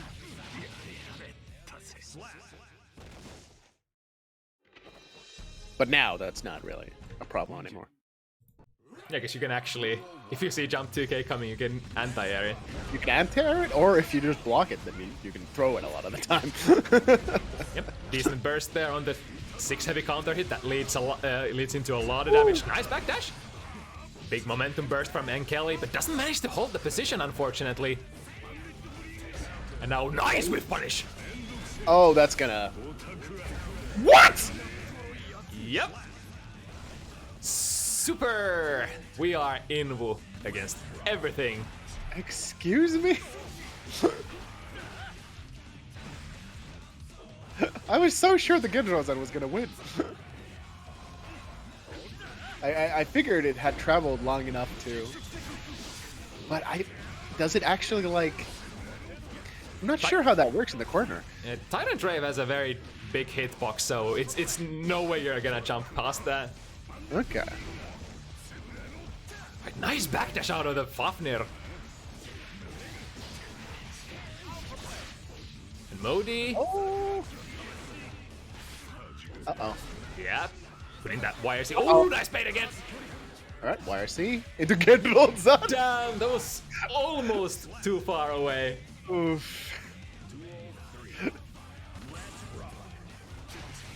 The sad part is that like NKelly's not really playing the matchup because like these Alpha Blades and Gendrozans are just like striking with too much regularity. Oh, that was good. Finally, a reaction. Now Modyyh's staying extremely aggressive on defense as well, not letting themselves to be opened up very easily. Oh yeah. Really liking that YRC as well. Oh, that's gonna hit though. Yeah. Decent amount of damage. Oh, with punish. Oh, what was it? I think almost at least. Uh-oh. That's it. He's dead. As long as it doesn't drop, and of course it doesn't. Man, the overhead Rekka has been giving Modyyh so much value so far. Yeah, that's another thing. Like, and NKellyy doesn't really have the layer 1 reactions down, but hopefully he can adapt during the set here. Like I forgot to mention Rekka 3 earlier, but that's another option that you kind of want to be ready for. What I like to do is 6P it, because if it does get blocked and they have meter, then they actually get a mix-up off of it. Funny option for Soul, if you're mashing 2D to sort of big counter hit Alpha Blades for big damage, you also stay safe against the Rekka 3 because the 2D just low profiles under it safely. Excellent. Just trading YRCs, but now look at that, actually jumping. I feel like that was a preemptive jump as opposed to a reaction to the Gendro, but yeah, also that was not a punish. Yeah, Modyyh was already recovered out of that. You can't punish Gendrozan on the way down. No, unfortunately that is. Well, I don't know. If you could, then it would be a completely useless move. So not necessarily unfortunately, but. Ooh, a little too far here. Modyyh taking the wall break. The meter advantage. Really doesn't want to get hit here. One hit from Soul could be all it takes. Ooh, wake up throw? But I'm pretty sure NKellyy was going for wild throw there. So I'm not sure how that interaction worked out. Oh no. Try to play the... Uh-oh. That's not gonna hit, right? Oh, it does hit. Oh! Nice dash up punish. Yeah, that range, probably not the easiest thing for all characters to get a punish, but Chips surely... Uh-oh. Misses the big pickup. Unfortunate for NKellyy. Ooh, nice punish. Right, nice. What's the schmitz? Just more pressure? Oh! Oh, goodness. There's the burst. Vortex, a movement tool? Question mark? Apparently, yes. Oh, and again! Getting knocked over by the Rekka 3. Yeah, it's not. I think it's not even that. Oh, That's hopefully not gonna hit. Yep.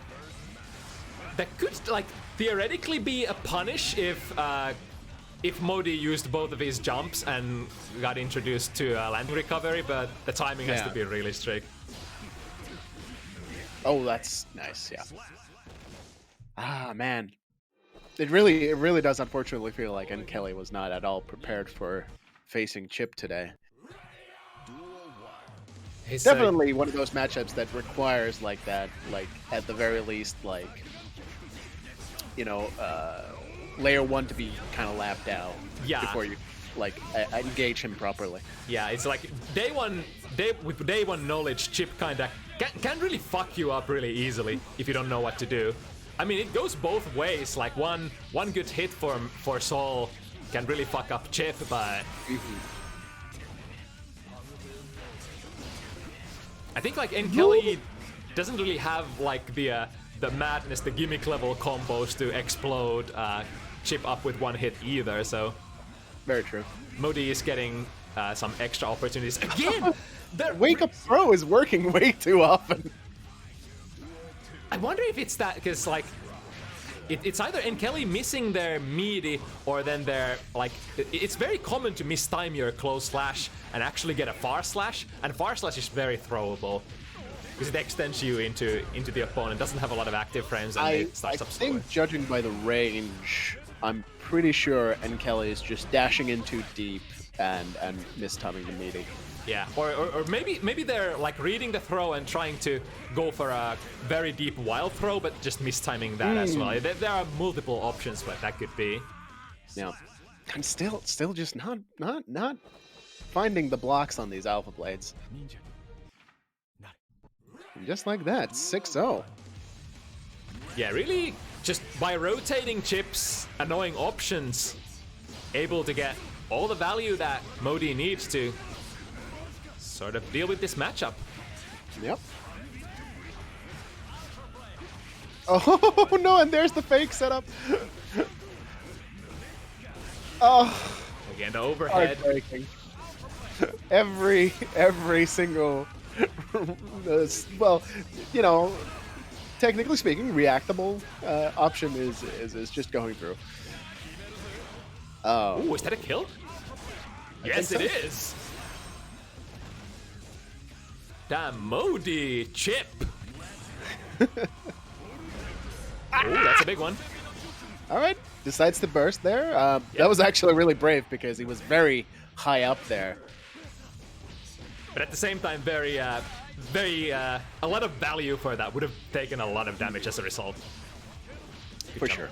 Jumpy. But again, Mody's just using all the mixer options to screw up NKellyy's day. And certainly, when Modyyh gets his hits in, he is always converting fairly consistently. I don't think he's had a lot of drops today. Which has... and that's probably... Yeah, at this point... Oh my god! Just as I say it! Oh, last chance! Oh, very nice. 7-0 for Modyyh Chip. Yeah, I think that was... That's pretty much the chip factor. That's the chip factor, for sure. That was as chip factory as it really gets, honestly, because, like, I think... I'm not sure if I missed any, but I think the only time NKellyy actually dealt with an Alpha Blade was that one neutral jump. And that's not good. Yeah, it's like one or two jumps out and did manage to like block correct like once or twice, but you really, because you're gonna be eating so many alpha blocks, you just have to do it consistently. Yeah, it has to be like you can miss 1 out of 10, and the rest you should be blocking. Like, or then at the very least, like when you I guess you can technically eat every single one of those little mosquito bites if when you manage to finally land that one hit, if you deal like at least half of Chip's health as damage, but you know, Satsu had a pretty good point about like especially like playing Soul against Chip and other high damage characters like Mei. Like you can really afford to gamble with the high damage options against Chip. Like you should really be, because the risk reward is skewed very heavily in your favor in those situations. Like honestly, like, oh, okay, so you bet wrong against Alpha Blade. Oh no. what the situation has not changed much. Like he's not going to convert off of it unless he has meter, and like if you hit, like let's say you have hit like a heavy volcanic viper on Soul, then Chip gets deleted basically. So it's like you do Alpha Blade on the ground. Soul is smashing their face on the 2D button. You get counter hit, clean hit DP. That's over 200 damage. That's half of Chip's life on 2 hits just for mashing 2D. I've heard like high level opinions from a lot of players, also Japanese players, that that matchup might be a matchup where Soul actually never wants to block and still comes out on top in the risk reward.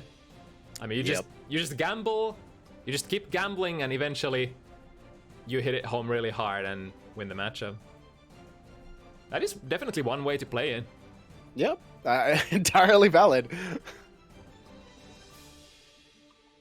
I think Chip had some similar matchups in Exert as well, but yeah. I mean, Chip has always had matchups like that, and it's like it's if you get annoyed by matchups like that, then you're probably playing the wrong character, because there's something you'll have to deal with, because people are gonna be fishing. All those pot players, all those Sin players, all those Soul players.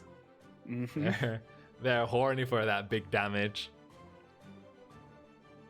Slayer, yeah, especially in AC and ACPR, but as well in Exert.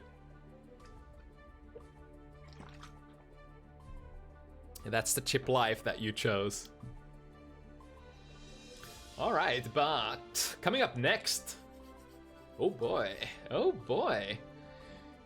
Jufee made their debut on Gold Lewis last week on the Bounty Hunters, and it was a very convincing match as well. Even though Jufee lost to Satsu, I think that's not a thing you should be too ashamed about, as like not only the matchup is very skewed in Jacko's favor, but also Satsu is a great player, was training like crazy, and also it was very even. So Jufee Gold Lewis so far is looking like the real deal.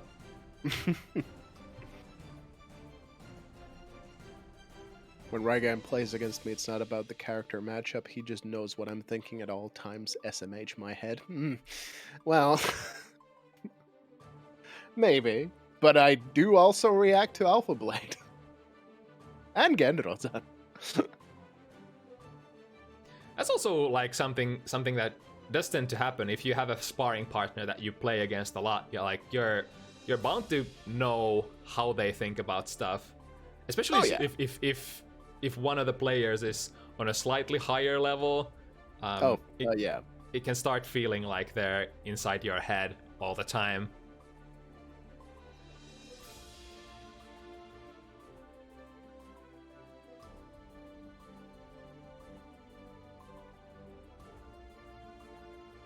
my secret is I don't think. Okay, so what you're saying, Modyyh, is that I win on my skill and reactions alone because I can't actually be reading your mind. Thanks, bro.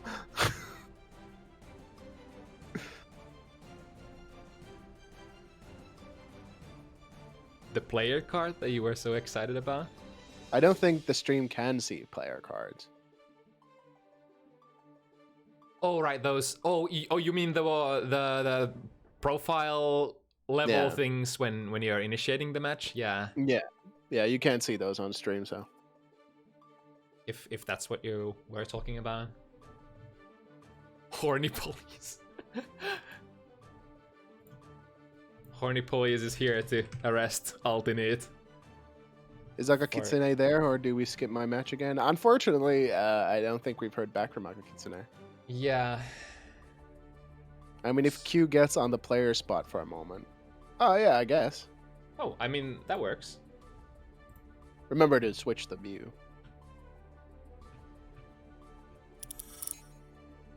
Alright, show me the goods. Are you ready? That's where I can see him. That's pretty good. Is that that's tailored for specifically for NEET, I think? Uh-huh. Whatever you do, don't follow ULTINEET on Twitter unless you're comfortable with just constant thirst posting. I mean, if you're too weak to handle it, then don't. Not everybody is as based as some of us. If NEET wins, then she is banned for thirsting for 1 week. What? Wouldn't Are those the odds or the stakes? But why does she get punished if she wins? Mankind knew that Shouldn't it be the other way around? society. So Oh, if ULTINEET loses, well, there we go. Yeah, that would make more sense. Yeah. Alright, yeah. The matchup that was sort of agreed upon while these guys were playing at the start of the week drunk. So let's see. What's it gonna be? Jufee with their newly found love for Gold Lewis. Simply because Lewis is a struggle to play, so to confidently play him, you need to be a really good player. I honestly, I have been revealed the truths of this character, and let me tell you, Gold Lewis Dickinson is an honest mid-tier, and as such, not a struggle. Does this game even have struggle characters? Yeah, like Faust. Faust I can agree on. I think Gold Lewis matchup charts were greatly exaggerated at release. Absolutely. Like, people just didn't figure this character out. So, to the surprise of many, people didn't quite have this character figured out in the first week. Yeah. Well, fancy that. Would have not seen that coming. Right, so far, Jufee has been landing those hits very consistently. The classic, set up the bot, close off the airspace with jump slash. Don't you dare to jump over. As a former Tekken player I mod for on stream picked up Lewis, and it truly is a struggle, but not as much as a struggle as Leo, Soul, or Rap. What? Now these are... Wait, what? Is that playing as the character or against the character? I'm pretty I'm confused. I will bet my fighting game career on Sol, Ram, and Leo not being struggle characters to play as. Maybe that would make more sense.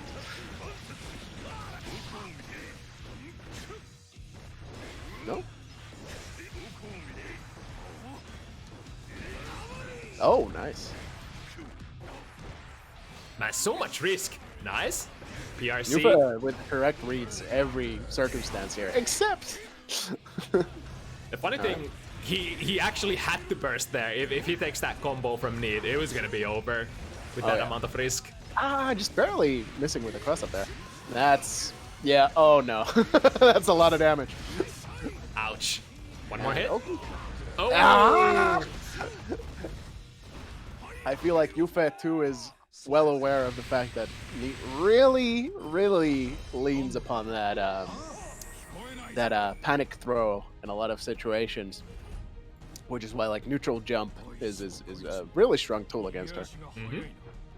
It's kind of like a reaction that a lot of old school Guilty Gear players are expected to make. Although it is so different because like just changing the throw button sort of breaks you out of that mold very fast. All right, first game to Jufee Gold Leaders. Oh, beautiful conversion.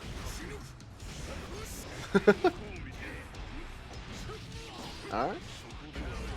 Ooh. That's gonna. Oh, excellent burst! Putting Neat into the corner here. Ah!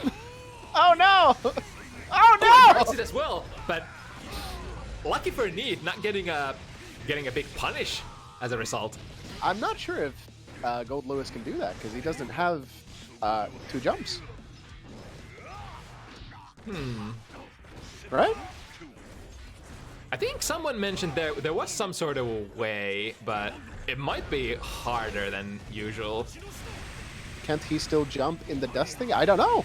Do you get a jump in that if you don't have a double jump? Yeah, I think so, because it's sort of like its own kind of sequence. It doesn't obey the quotations normal system mechanics anymore. Oh, okay, I see.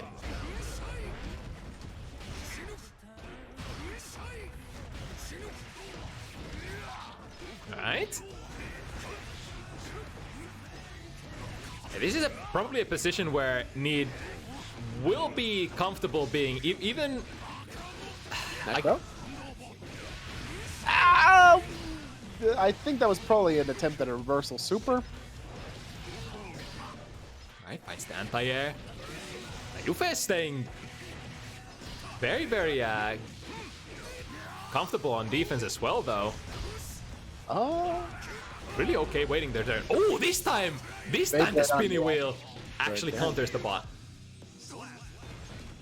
Yeah, it was not quite active yet, and it is not insured, I think. So. Yeah, has a lot of startup. But once it's out, it's actually pretty decent.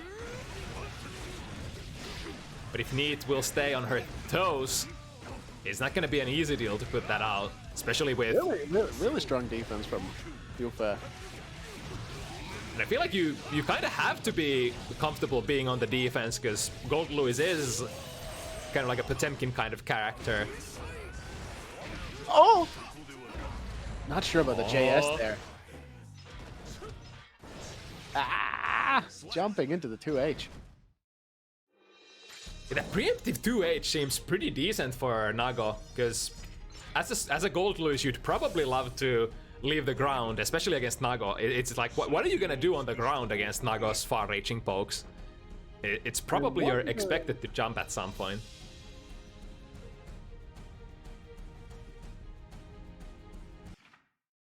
I wonder what options, if any, Gold Lewis has for with punishing 2H on the ground.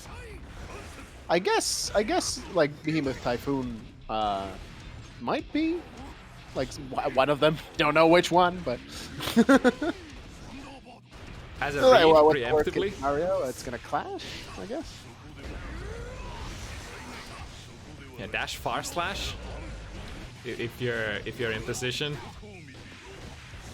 Again, it's probably gonna depend on your position quite a bit, and if Need stands in the right place. The problem with 2H is that it has a lot of active frames, right? So that as well. Don't want to be dashing into those. Right, these are the situations where Jufee really has to make it. Oh, opts to just backdash away. Oh, I see, because Need is gonna pop. Yep, very smart. Oh, but you handsome fool! You could have just minigunned again. I think it would have been enough with the blood. Blood Rage ticking down as well. It was like, no, Yeah, he now doesn't he doesn't shoot. shoot. I was thinking the exact same thing, Kinusuke. He had it. The fool. Why would he run in? Was the security level 1 not gonna be enough with the minigun? No, I'm sure it would have been. Neat had barely any life. Ooh, nice. Very important throw here. I think Neat was respecting. Yeah. See the punish? Ooh, that's not the biggest punish I've seen. I think Neat was baiting the burst there, probably. Which is I'll be entirely honest. Jufee deserved to lose that one for that. plunder on the Blood Rage, yeah. Yeah, that was. He did 2, and then didn't think to do the 3rd one.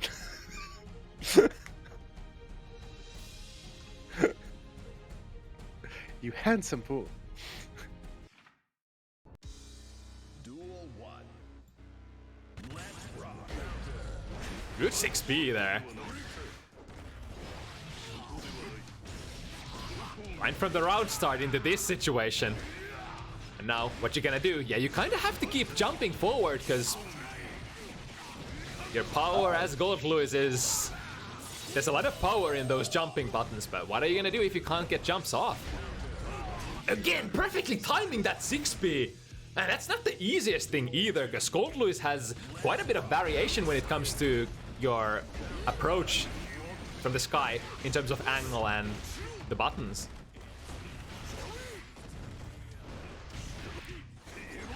Stuff like air dash into a button and air dash into a Behemoth Typhoon, for example, is a completely different kind of a timing to anti-air.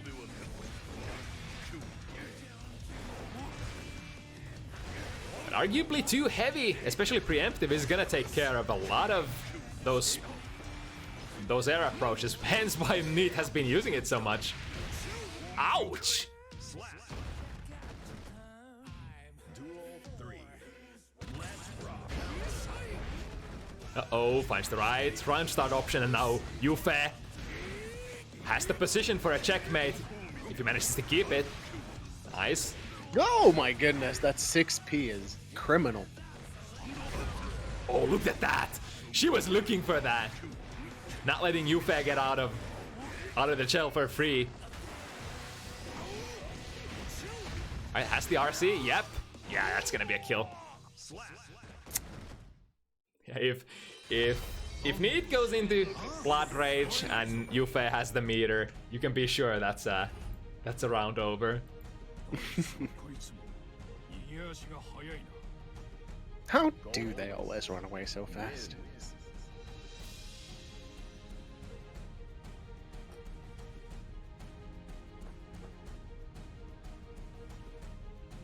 All right, 2-2.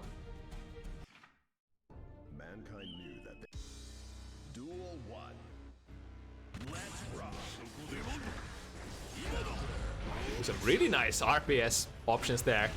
Neat was playing grounded pokes, whereas Jufee was committing to the jumps. Finds the throw. Oh? Can't imagine how that 2H didn't get whip punished. Man's just flopping on the ground and Neat's just watching.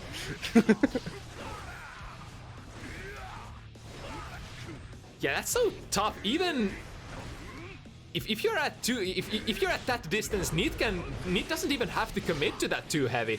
Can just stand back and 5 heavy on the landing. Jufee caught not paying attention to the blood meter. Are you even a Nago player? Not enough meter. Yep, that really, really drains your meter at security level 3. Checkmate. I wonder if there was anything Neat could do at that point. Whoa! Passing each other, doing a high five. How does Neat manage to time that 6B so well against that air Behemoth Typhoon? I would argue it's because she doesn't have to. Wait, when I try to do that on Soul, I just miss all the time. Yeah, well, Nago's 6P is built different. Have you seen the boxes on it?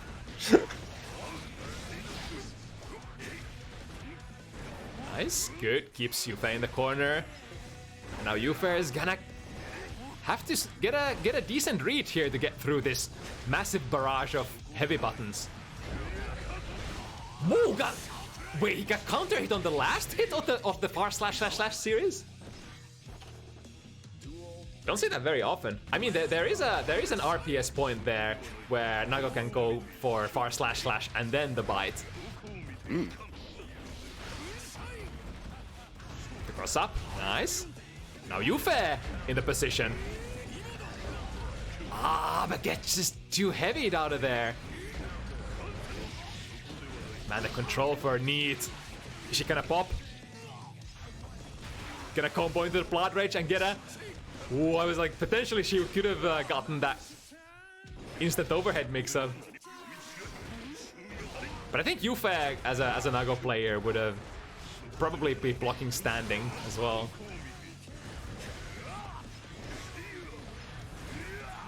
$50 but do we actually get to use it? Oh, the bot RC there, but yeah, that controlling position from NKellyy when you have Gold Louis in the corner, they don't have a lot of resources, you have decently high blood. Looks like such a struggle to try to get out of that. Ulti could have air jumped and FD while falling down? Wait, what? Does Nago have a double jump? I don't think he does. Right?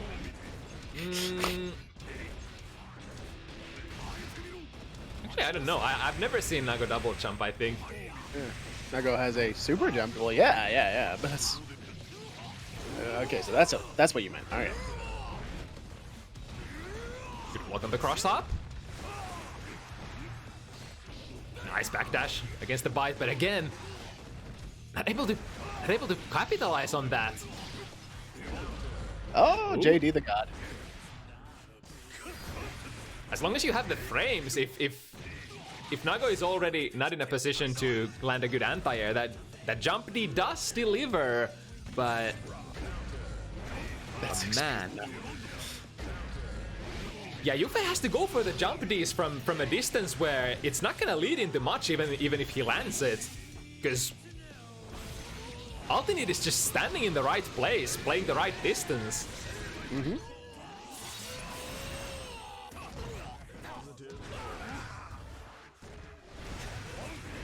Alright, looking to increase the blood once again.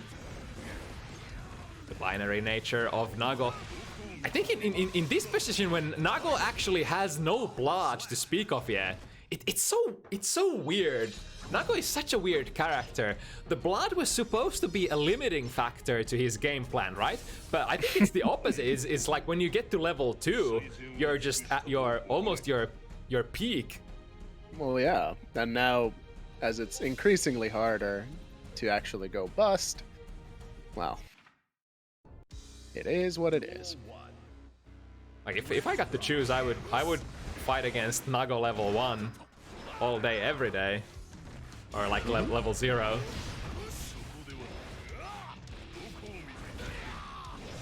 It's like this situation where it gets really tricky. And also Nago doesn't necessarily get the biggest conversions after that, but it's the control. The control is so hard to deal with. Ooh, interesting. I tried to maintain the position with that momentum burst, but just ended up whiffing. Now ULTINEET one hit away from getting knocked out, but if she manages to play the neutral well, yeah, look at that. Just staying outside of... bit careless with that last button.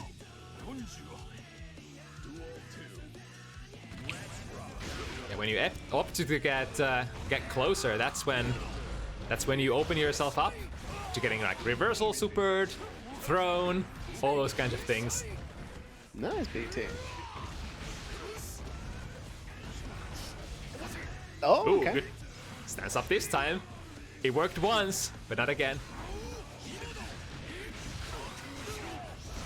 Oh, Okay. Yeah. Kinda yeah, have to had burst here. Yeah. But good 6P again. But Blood Rage, it's done. It's done. It's over. And even as an OTG Blood Rage explosion that hits, still punishable. Jufee kind of needed that point. If ULTINEET was to get around there, she would have ran away with the lead comfortably. But now Jufee still sitting in a not too much of a sweaty position. 3-4, ULTINEET having the lead. But for how long? Hope and free. Duel 1. Let's rock. Jufee is such a handsome player. Turdlon with the truths. The most photogenic man in the Finnish fighting game community, undoubtedly. Maybe even the whole European fighting game community, who knows? I'm still waiting for somebody to show me a more handsome guy than Jufee. Yep.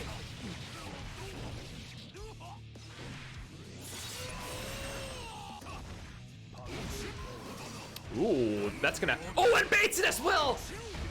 It's exactly the kind of reach that Jufee needs.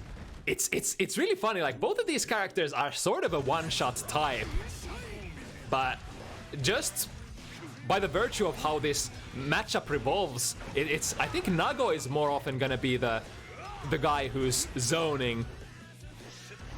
And Goldluz is the guy who's gonna try to get in and hit it big.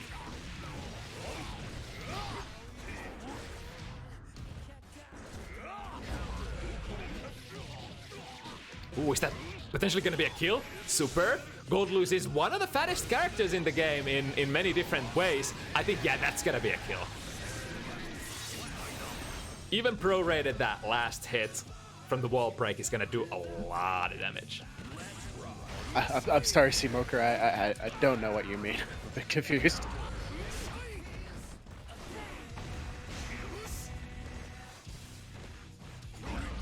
Ooh, finds that jump D. Doesn't manage to get their game started though, and man. Look at that, the Nago tactics. Oh, what? I whiffed 6P? Let me just do it again. Ooh, nice. Ah, but it doesn't manage to Gatling to the ground safely. Oh no, she's dead. Yeah, Jufee has the meter. Alright, evening it up. I mean, it is still technically like one mistake. You walk that fine line when if you as a Nago player against Goldluz go bust, then oh boy. That still kind of mindfucks me how Nago is usually the sort of aggressor character in a lot of matches, but in this matchup it plays kind of like Potemkin versus a zoner, like Potemkin versus Axel, for example. Well, I mean, once Nago's level 2, I don't think Lewis has much to say about anything, but before that. And I think that's probably what you want to go for. You want to try to get to that level 2 as fast as possible to sort of limit the Goldluz player from having any outs. For sure. Right? I think that's just how you have to play, yeah. To be fair, I think that's how Nago wants to play every matchup. Unfortunately, it does lead to certain miscalculations, such as this one.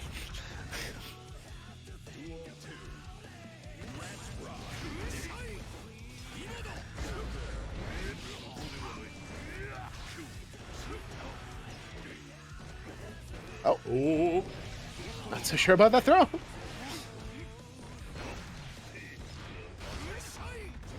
Jufee looking for those jumps. Oh. God. I wonder if that's still... No, that can't be good. I was like, Jufee did get out of the corner, but alas, corner to corner, back in the same position. Really doesn't matter for this character. Ooh. Alright. Alright. Drainen needs meter there. Excellent air throw. Still has a chance here. Got that burst at least.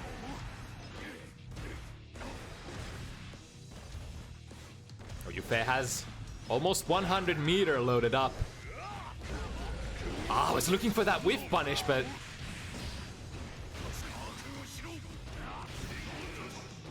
YRC... And finds the throw. To be honest, at level 1 you can use Beyblade more freely. I don't think Gold Lewis likes that very much either. Very true. Yeah, I don't think it's a good matchup for Gold Lewis, whatever the case, but it's like, which one would you rather play against? The neutral Beyblade or level 2 5 heavies? So nice backdash there. At least against Beyblade you can neutral jump. Yeah, true. Kind of. It might catch you regardless. The boxes on Beyblade are just hilarious. Alright, for the first time, Jufee taking the lead in this set. Mm-hmm. Oh, in a day's work. Even Lewis versus Lewis is unfavorable. Oh, Tortleon. Don't you try it. I know the facts now. I know that this character is actually pretty okay. Sorry. You can't fool me anymore. This character is actually mid-tier. Would you say decent at best? Decent at best. What was that burst? Jufee, please. I love you. Go home. You're drunk. Switching positions back and forth. Now. Uh-oh. Alright, still manages to keep this one. If my opponent doesn't show up, is there maybe a Celestial who wants to battle on stream? I want to see the difference between my floor and the Celestial floor. I may not be a challenge, but would be nice. I mean, I'm sure we've got plenty of players who could jump in. Yeah. That is a potential prospect. I mean, I could warm up.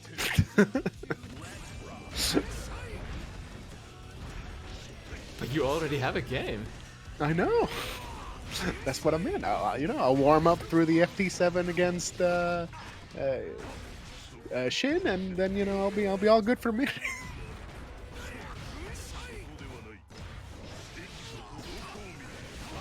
No, I don't want to play against Ram before I play against Jacko. That seems like I'd get whiplash. Oh, the patience! Waiting for NKellyy to with a grounded button and then goes in. And big rewards. Oh, I think that's gonna hit. Yeah, 5k doesn't recover quite as fast. Quite fast enough for that.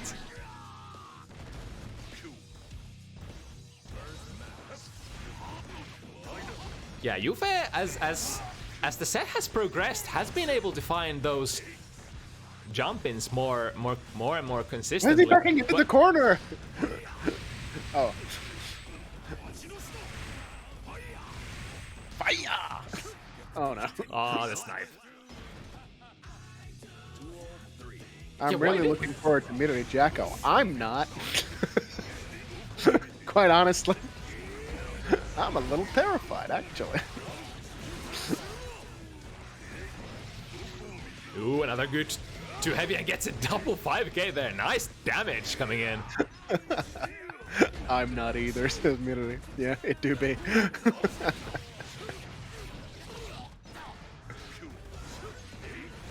A nice life lead, as long as NKellyy doesn't allow Jufee to get too deep in. Jufee using all the resources that they have in order to keep that position, but just like that, back into it. Level 2. And last bit of health left. What you gonna do, Jufee? Oh, it's... Ooh. Oh, got the 5D. Gutsy. Charged though, so... Very gutsy play from NKellyy. I was like, oh my goodness, she's going in. Is she gonna give an opportunity for Jufee to still come back? 5-5.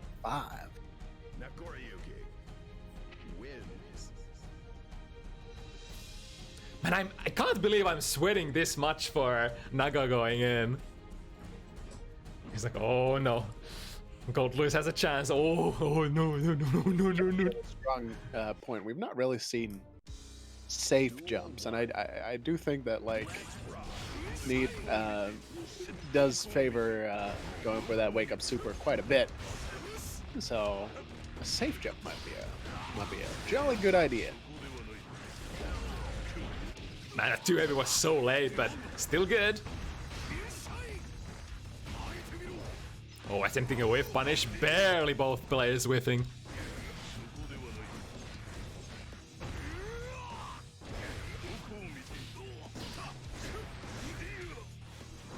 Oh! Oh! I thought it was Neat who was in trouble, but Man, I really love these PRCs. That's she pretty has much so much. really close to going Oh. bust. Look at that 6P. That's 6P. Oh, I hate did it. that? Oh, that was so great!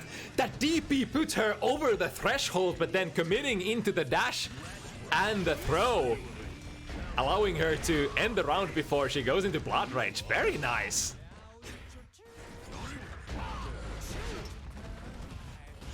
All right, cross Wow. up. In the front, in front. Good this time.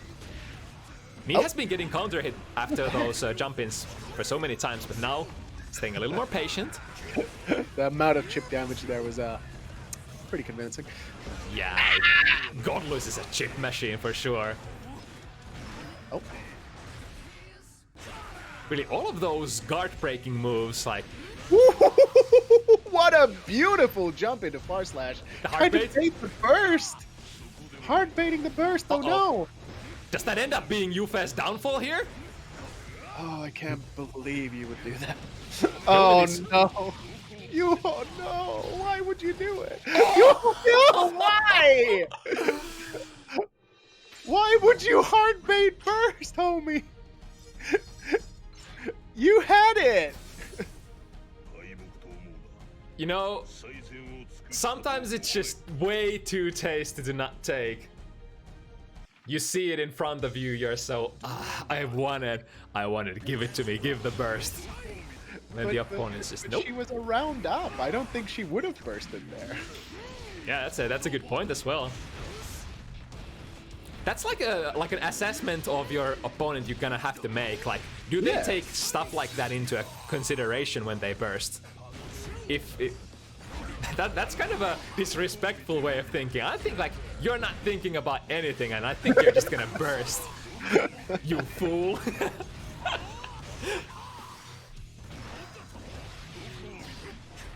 But that puts Neat on 6. And now Jufee needs 2 games in a row.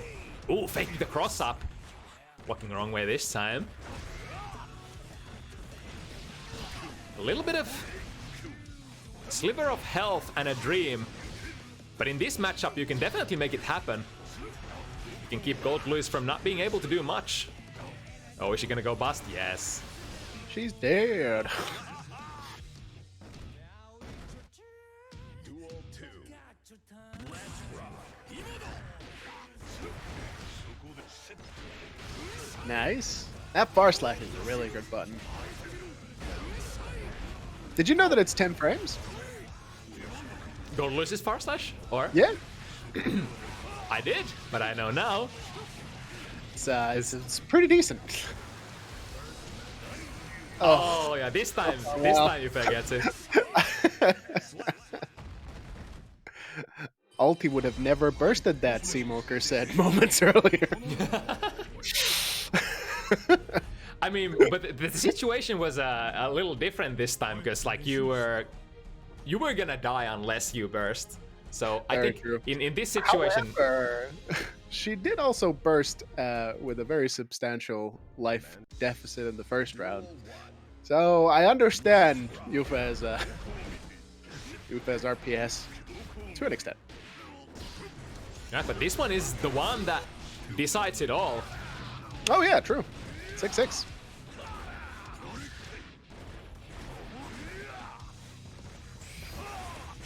Oh, Ooh. I'm not so sure about that option. But Especially from that range. Like, that's a bit... I think that was an attempt to go for something else, like the forbidden dash, or but she didn't get it out perfectly. Maybe I'm not sure. No, but I think... Because, you know what, I'm not sure. not gonna say anything. Oh! Oh no! What was that again? Ulti would have never bursted that. Oh no! Ooh! Oh no!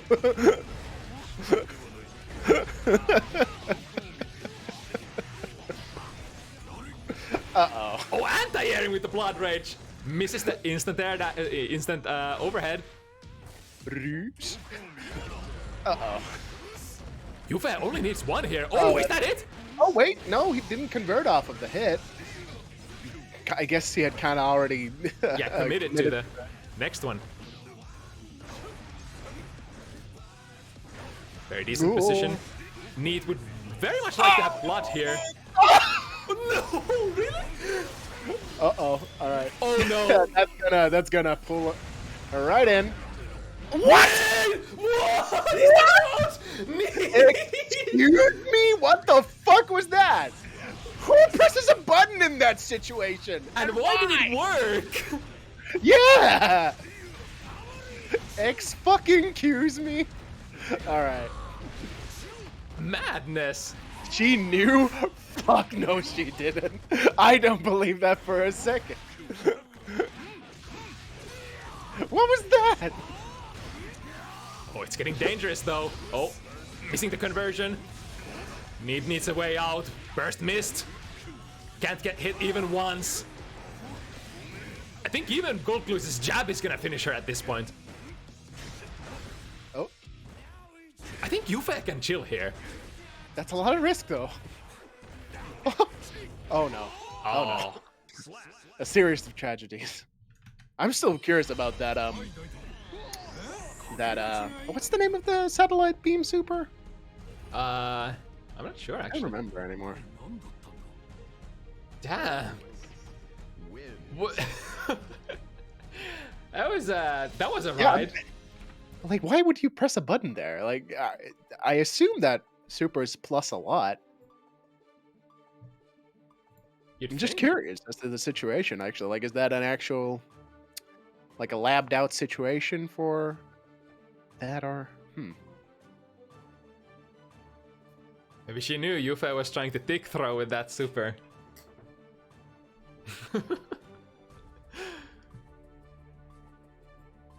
All right. Well, yeah, that was a set. That was a set, yeah. All right, what's happening? Are we throwing someone at Shin? I think was it Cemoker said that they could play, right? If I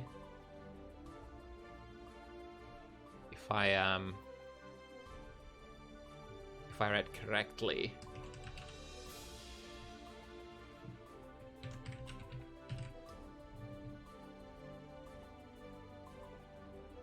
I just derusted my call loops. Hell yeah. Alright. Alrighty. That gives me time to get even more coffee. I'm gonna be, you know, if there's anything I have enough of in my system for this, it's caffeine.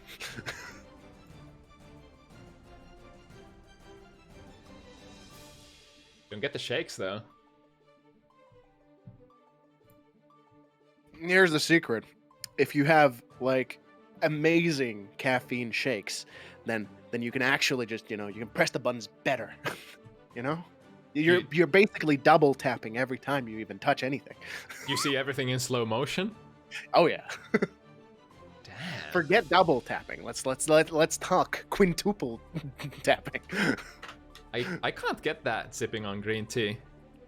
Maybe I should go like hard espresso or I don't actually even get caffeine shakes anymore. I'm too far gone. yeah, that's definitely a thing with Finnish people. Love their coffee. Coffee and Coffee. Coffee and caffeine. Because Caffeine. the fact of the matter is, I don't know anyone who doesn't either drink coffee or energy drinks. It's like, well, other than you, Q, but Yeah. you know. I'm sophisticated. I only sip on the green of teas from Mina the doesn't lands drink either. of the Far East. I only get an energy drink when I'm fixing my schedule. Aha! Gotcha, bitch. So you have touched the forbidden fruit. And I'm really scared of going back to energy drinks because I was really addicted at some point, or at one point. I don't like the only energy drinks that I can stand are the Mountain Dew Jumpstart ones. Those are pretty nice because they're basically just juice with caffeine in it.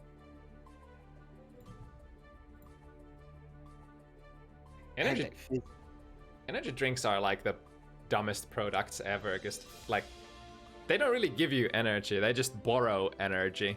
It's like you get a boost of energy momentarily and then you come back to a state where you sort of you just use your energy reserves for the day faster. Yeah. And then you come down But and they're you really crash. bad for you. Yeah, that as They're well. like immensely unhealthy.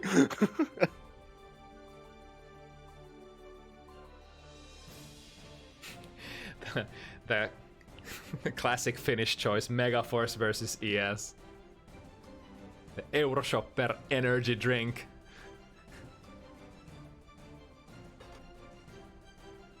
I used to hecking make alcoholic drinks out of those cheap low tier energy drinks. God, I was living a vile life 2 years ago. Jesus. Jin Kong? Oh yeah, that's not even... There's like a really cheap, even cheaper energy drink product from Lidl named Kong Strong, which I was mixing with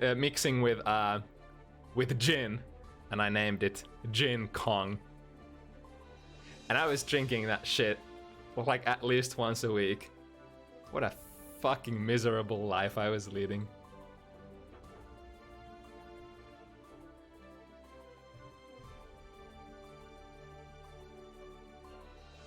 Honestly, like, just for branding reasons, the Finnish fighting game community should make Kong Strong their drink of choice. Fucking Kong Strong. But the stuff was pretty cheap though, so... Oh yeah. I don't drink any like traditional energy drinks, but I did like when I was working at a little warehouse. Obviously, they only had little products on site, so I that summer I drank a lot of Kong Strong Cola. Oh, it's not just the energy drink?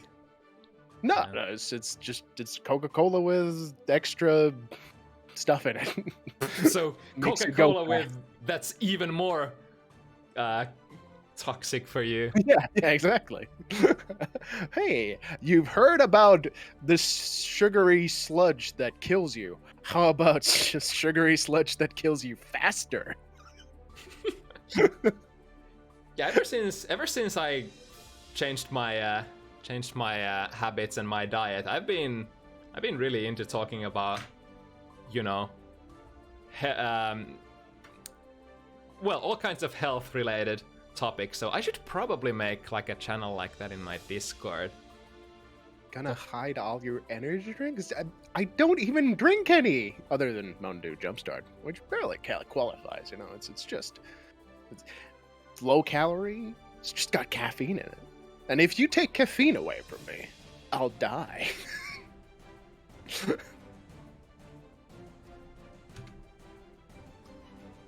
Have you actually tried it? Do you actually die? No, I'm actually fine without caffeine. Like I've been blessed with a very like unaddictive personality, I guess. So like I might get a headache for a day, but after that I'm good. Like I don't really like obviously I can't avoid the physical side effects of an addiction, but I don't get like mentally attached to stuff like that.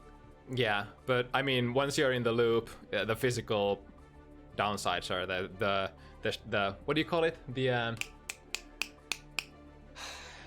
what do you call that? Withdrawals, yeah. Is you really gotta work your way slowly out of those, reducing your amount little by little. You just can't go cold turkey. Yeah. Or I mean, I'm not sure if you can with caffeine. Is there like it's not like, you know, going cold turkey with alcohol, which like actually kills your body. That brings your body into a state where you actually die. I think it depends on like I don't think you can have that strong caffeine addiction that it would actually like physically make you super unwell. I know like a caffeine headache is a common thing, right? Like I get those if I don't drink coffee for like a day, like a full day. But it's usually very mild in my case, at least. I don't know. Like I imagine like if you're drinking a pan or two of coffee a day, then you probably get it pretty bad. Yeah. But like I just drink like a couple cups a day, so I'm like generally speaking, like I have a very mild coffee habit, I suppose. You're still salvageable. I'm still salvageable. But, like I don't think I want to stop drinking coffee. I like coffee. Like I like the taste. That's what an addict would say. Well, true. But like I'm not seeing any like I guess I don't consume enough caffeine to have physical drawbacks from it. So it's like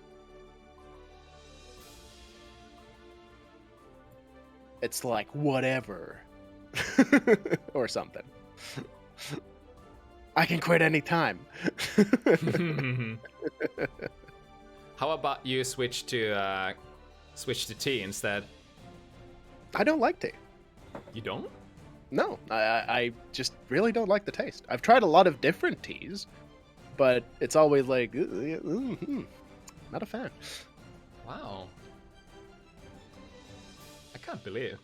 Yeah, and trust me, I have tried. I like on several occasions I've tried, you know, and I try it with like, you know, I try to, you know, like really get myself in there, like, oh, I'll put some honey in it, or you know, like, no, it just doesn't work out. Huh? Sometimes it do be like that.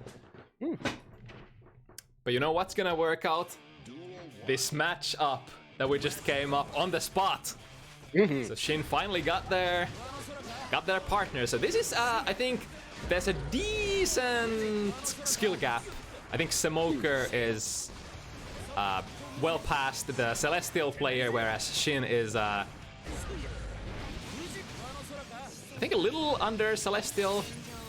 Yeah, but in all fairness, Shin asked specifically for a Celestial gamer. So let's see how it's gonna be. Ooh, there's that new Kara cancel into the low follow-up. Yeah, before the patch, you could sort of just wait for the Hujin to come, and then there would only be like this place where the follow-up comes. But now... Rin is one of those things that you really can't burst on hit, because it does lift you up super high, especially on counter hit, which is what happened there. But like even on normal hit, Rin lifts you up fairly high, so it's usually burst safe. Yeah, and a lot of Arxis games, once you use your burst, you get sent even higher. That's why you want to try to burst whenever you're as low to the ground as possible. For sure. Preferably.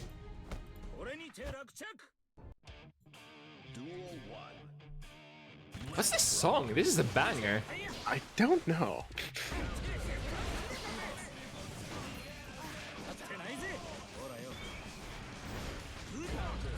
Oh, nice. Checking. Went for the Kara overhead there. But Shin was ready to press a button. But now, the pressure. Here it goes. Ouch! Immediately into a wall break. Doesn't even get a chance to burst, because once you're stuck onto that wall, there's no bursting out. The space control, just like in any Jacko matchup, is gonna be a big thing here, because the closer to the corner you are, the more likely it is that you can actually hit confirm your combos into those source tosses into relevant corner pressure. Right, yeah. I feel like this matchup should be a nightmare for Anji in general. But I guess Ram buttons do have a lot of recovery on them. So I guess if you make the right reads, it might be decent. But in general, like, what is Anji gonna do in neutral, other than reads? I think because like Ram far-reaching buttons are relatively like I think that dancing at neutral should probably be a decent option against. It's pretty good for Ram. Anji. Oh, really? Okay. Yeah, it's really weird. Some matchups just, you know, based on the mechanics of Anji just work. Neutral isn't as bad as you'd think, huh? And Ko beats her both. Ah, yeah, because Ko is really good. Because, like, that's gonna catch stuff like JH attempts, I'd guess, because Ko is super good.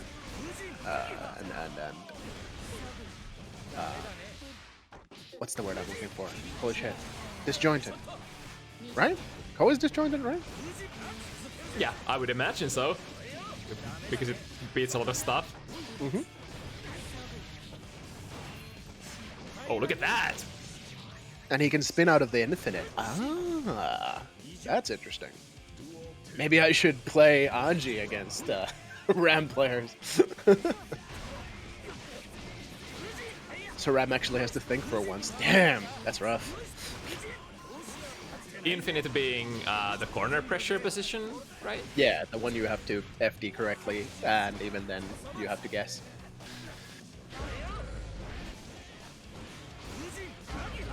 Ooh, finds the low. No meter to make it big yet. Oh, but this time we do. Immediate burst. Uh-oh.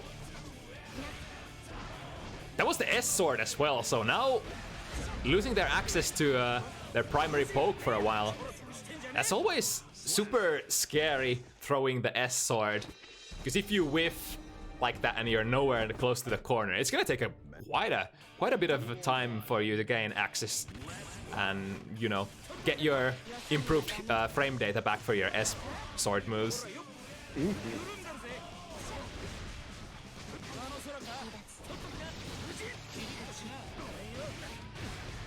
Ooh, that didn't cross. Interesting. Barely able to sweep. Ram off her legs. So, oh my goodness, alright. That works. Is the sequence, is the super parry different when you parry a projectile? Because it didn't seem like it didn't seem like Anji got her his the last part of the super. It is different? Yeah. Alright. Alright, the tick throw. Oh, big Rin. Immediate confirm into RC. Good 6p. Yeah, Cemoker is definitely all over right now. It's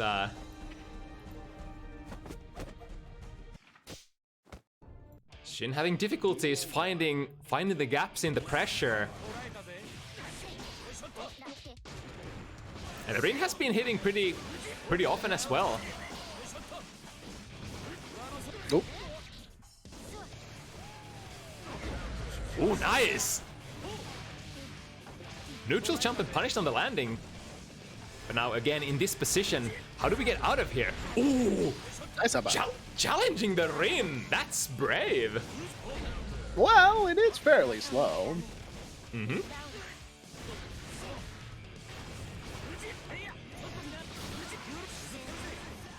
And I guess Fujin follow-ups are, you know, the kind of thing you should be challenging quite a bit. Because a lot of them are sort of banking on you not doing anything. Still haven't seen a single Sabra bot though. Yeah, that's a move that Ram Lethal players should be using. 2-1-4 heavy. Unless you listen to Dust Loop. Don't listen to Dust Loop Slice. I've watched top level Ram players and they know the value of that move. Yep. Should seldom, if ever, be used in neutral. Thanks, Dust Loop. listen, kids, go to Dustloop for maybe, I don't know, like, fucking, to see what a move looks like. As for everything else, take it all with a grain of salt. Duel 1. Let's rock. Ooh, nice! Wait, does her far slash hit far in, like high enough to actually counter hit out of the call? Oh, wow, I'm really surprised that burst worked out. Alright, frame trapped by the Rekka. Ooh, unfortunate. Shin was finally almost getting into the checkmate position. Ah, Pretty much your whole game plan as Ram is to get the opponent to corner and then make them block the heavy sword and then mix it up.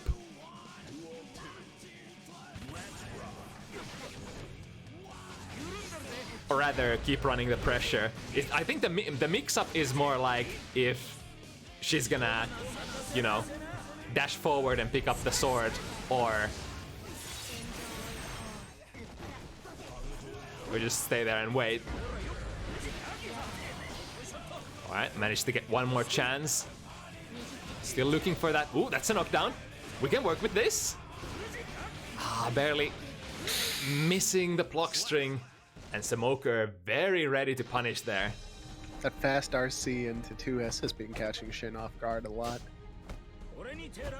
Usually if you block that and you see RC flash, you don't really have a reason to not block low. Yeah, I guess that's the fastest option that can follow.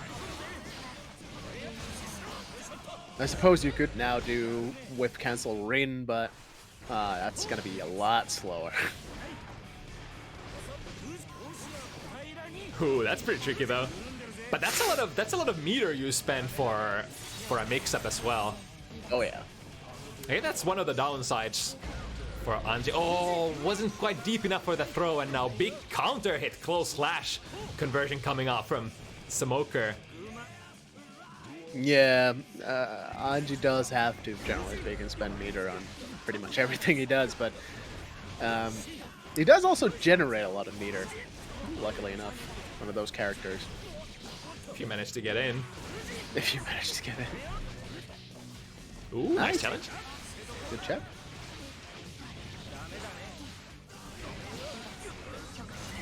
I play Soul currently.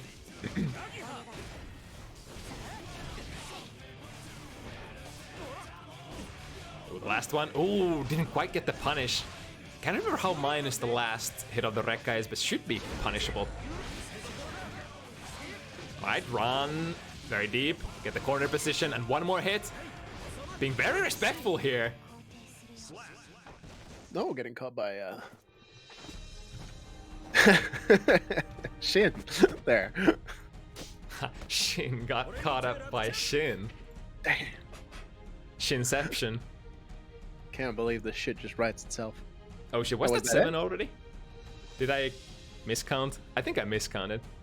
Damn, that was so fast that I probably missed one of the sets.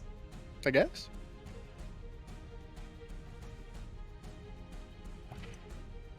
Wait, shit, does that mean I need to play now? Yep. Oh no.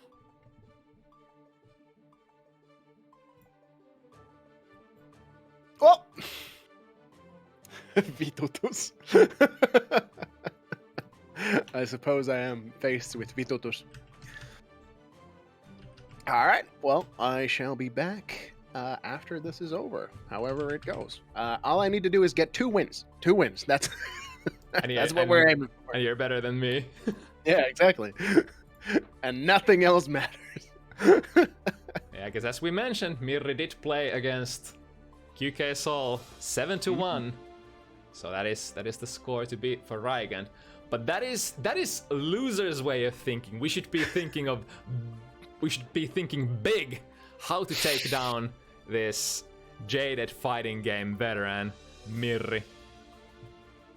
I don't know. I'm gonna press a lot of 5H and hope for the best. Anyway, I'll see you guys in a bit.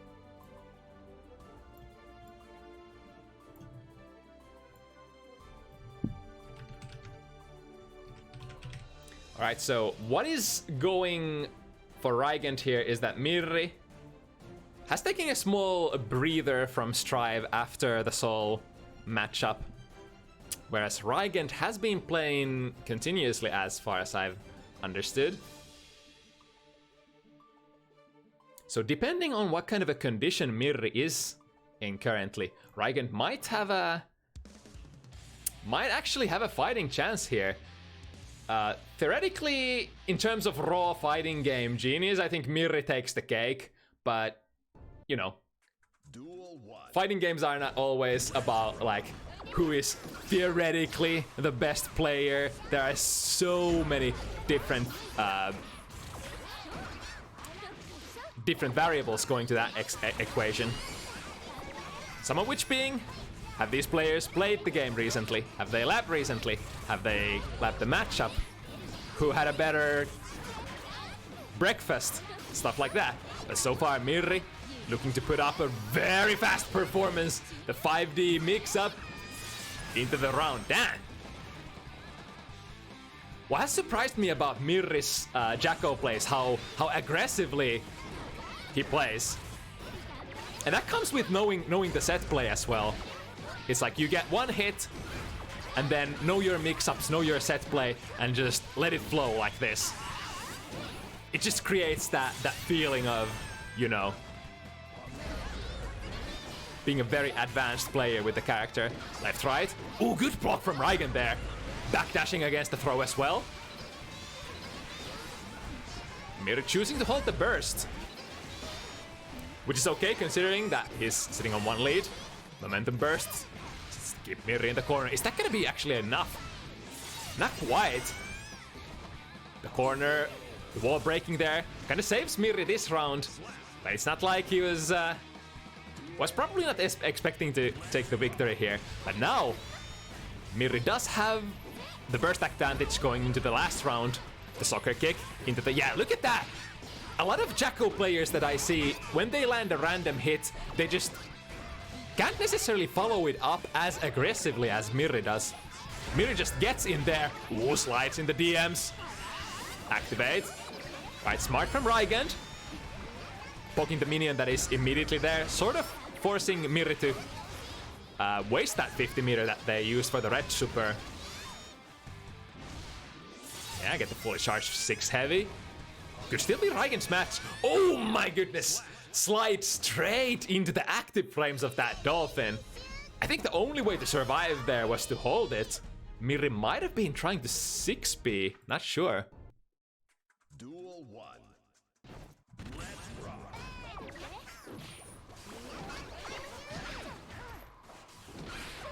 The damage difference, again, is a big factor when it comes to Jacko. Jacko really doesn't have the biggest of damage outputs. You get like decent combos depending on your starter.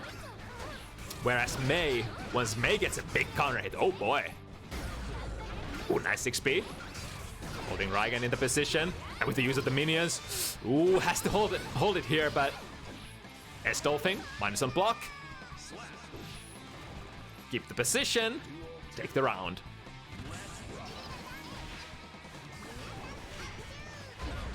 Ooh, big close slash counter hit forcing Mirri to burst. Even though that was just 2 hits. And then Mirri bursted, but still lost like 40% of their life. But this is a good position though. Nice read from Rygand. Jumps out of the command, sorry, the tick throw. Jacko obviously very amazing with the tick throws. That minion command, or that attack command with a minion, leads into plus frame situation that is very, very plus. Very nice anti-air once again with the 2S.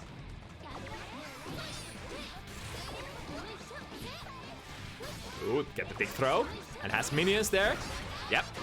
The soccer kick, followed up by minion... Sorry, the attack command. Very nice sequence.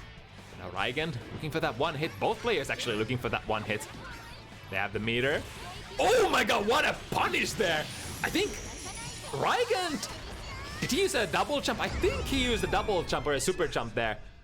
Or at least pressed the button, so was gonna get landing recovery upon reaching the ground, and Mirri targeting that frame and sniping with a 2D. Very nicely played there. Finds the 6P, the hard knockdown. Nice, very good. Gets Gold Burst. This is a lot of juice to work with in the corner. Ow, that's gonna hurt so much. Lucky for Rygand, missing that conversion. There was a lot of risk on board. Would have probably brought Mirri very close to dying here. But no, the momentum has shifted. Use the super for maximum amount of damage. That could also almost be a kill, not quite.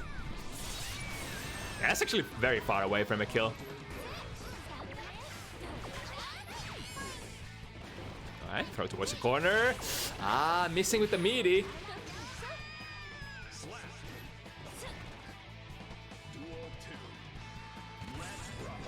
Yeah, that's true. It's like Mirri just plays so fast. That's the one feature you see from like seasoned veteran, the OG players, the legends. They just seem to play so much faster than you.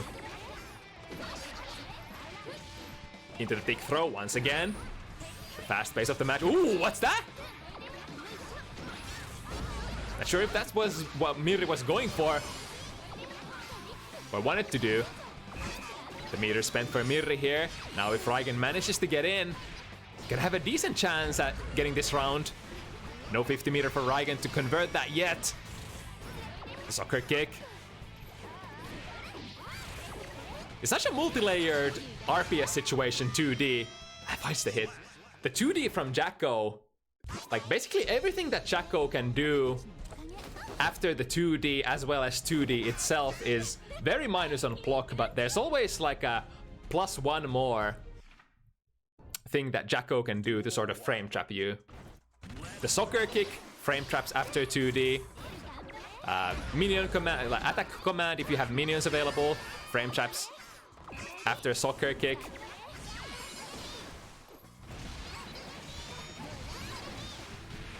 Damage coming up from Rygand.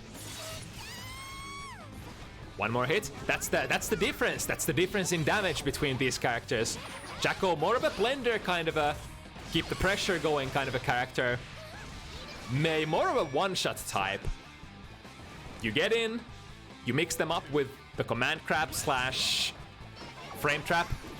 If they hit on the frame trap, you get like 50% of their life. Alright, here we go. Setting up the minion behind Rygand, pushing them into the minion command, the attack command. Ooh, that's one of the rare situations where you actually get a pretty decent damage from Jacko if you're in the corner. The big throws once again. Jacko has good ones. Into plus frame. I think Rygand can't press a button here, yeah. That's actually a really cool situation when you manage to set up a couple of minions up, then block string into the red buff, and after that you can just go to town. Basically your minion gauge is not gonna be emptied out no matter what you do at that point. Alright, bursting out of this corner situation, Rygand. Soccer kick, nice challenge there! Yeah, unless you have a minion active after the soccer kick, there are not a whole lot of sequences that you can use to be safe. One of the most safer is to pick up a minion and dash back, which also, if the opponent reads you, they could potentially like dash after you and follow you and punish. Again, with the lock string into the red buff. Very nice play from Rygand. This time sees the throw attempt, gets the punish, and gets the round. That's gonna be very instrumental RPS that Rygand has to play, because Mirri really loves playing with those tick throws actively. And if you read a tick throw as a big damage character like Mei, oh boy. I guess that's like sort of the downfall of Jacko at the moment. She just doesn't get a lot of rewards from a lot of situations. So if you play against characters like Mei, Sol, that just RPS you into a lot of rewards, it can be kind of difficult unless you can zone those characters out. Like for example, Gold Lewis is a decent matchup because you can sort of maintain that zoning position most of the match. Oh, that's gonna break the wall. very high reward reversal super there. Ah, Rygand likes that so much. After the super wall break, Dolphin in, and then go for like low or a command grab.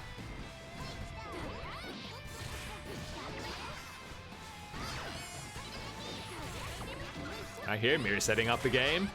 Once again, what's it gonna be? Gets frame trapped by the soccer kick.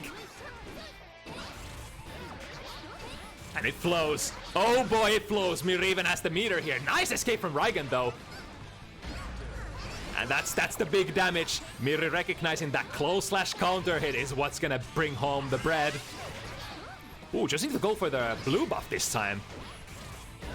Soccer kick frame trap. Mirri has such a good position to checkmate here.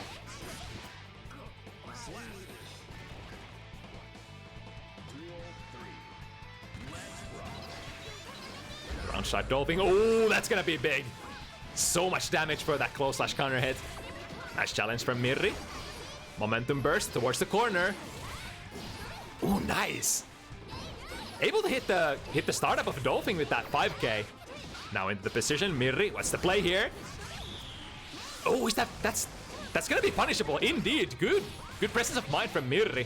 Switching the position with the minion. RC Mirri smells the blood in the water. Nice. Opting to respect, get them on the landing. And manages to grasp the lead once again. 3-2.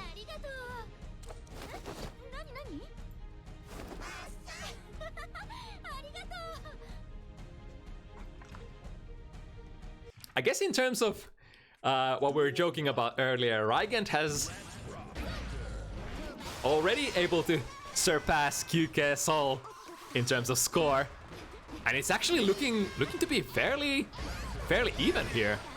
Rygand has really been grinding this matchup, it seems like. Jacko is one of those characters, if you have no matchup experience whatsoever, if you don't know where to challenge, how the RPS on 2D, for example, works, it can be very difficult to play against her. Big damage coming from Rygand into the command grab.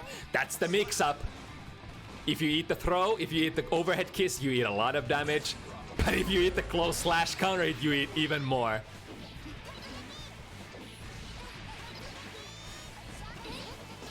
Nice 2k to poke the Dolphin. Here's the dick trap. And Rygand opting to reversal out of... Oh, no punish there though. Rygand sort of getting away with the big read from Mirri. Not done yet though. That command, giving big plus frames. And here comes the red buff. Yeah, Mirri having to take a sidestep there. Didn't have the minion in position to go for attack command right away. Tried to close up the... Ooh! Almost a good trade for Rygand. Gets out of the sticky situation though. Mirri with the 50 meter and the burst. Has to take this round to not lose the game. Burst from Rygand. Rygand wants to take it here. But getting zoned out. This situation where you have only one sliver of health left. Such a good one for Jacko, because you do have access to those minion throws as kind of projectiles. Even though you can kind of like 6p or poke into those incoming minions. There's still a fair chance that you're gonna miss. Oh, trading back and forth. Mirri aggressively poking into the Dolphin. Nice backdash. Oh, that's so good. That's so good. Backdashing out of that soccer kick and getting a punish out of all things.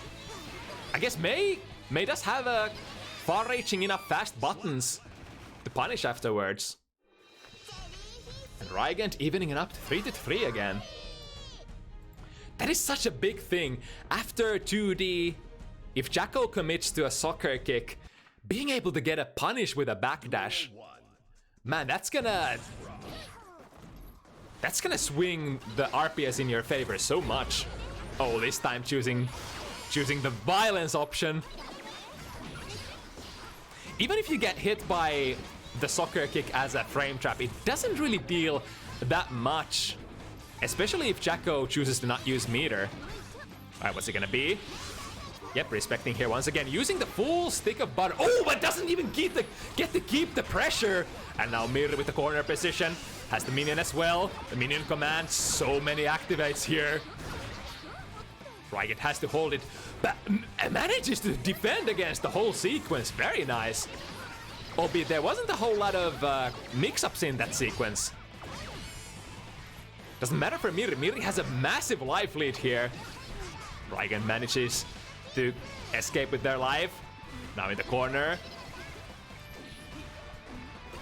The strike throw is the name of the game. Mirri reverses the position. Yeah, after showing that backdash out of the 2D soccer kick situation, Mirri has been way more wary of playing further options after the 2D pokes. Decent combo here, but we're not done yet. Rygand needs one more. Oh, hits with the too heavy anti-air.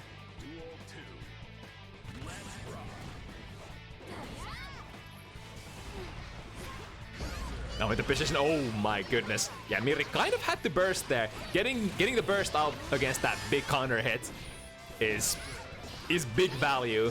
Now Mirri might potentially be able to build another burst back, even on this round. Alright, opting to take the heart knockdown here. Always a very good choice. You don't want to let them go back to neutral for free. Just opting to build up some momentum with the minions. But Rygand just like that, in there! That's gonna be a lot of damage. But without super, we're going back to neutral, and Mirri has a lot of meter to use here. This situation again, this time, he knows. We played this situation before, the PRC drift forward, round start position. Oh no! Rygand using the FD! Extending their throw in frames, and Mirri missing the throw as a result. Great play from Rygand, and for the first time, taking the lead in this set. Very nice play there. Yeah, I like how patient Rygand is being on the defense. Waiting for their turn and being very nice at guessing when Mirri actually wants to go for the throw options.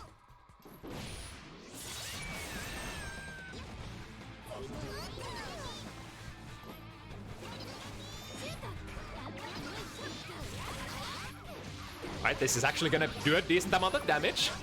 Bouncing back and forth with the minions. And in the corner. Yeah, this time, that's exactly it. It's like now Mirri knows the threat of Rygand's RPS options after 2D.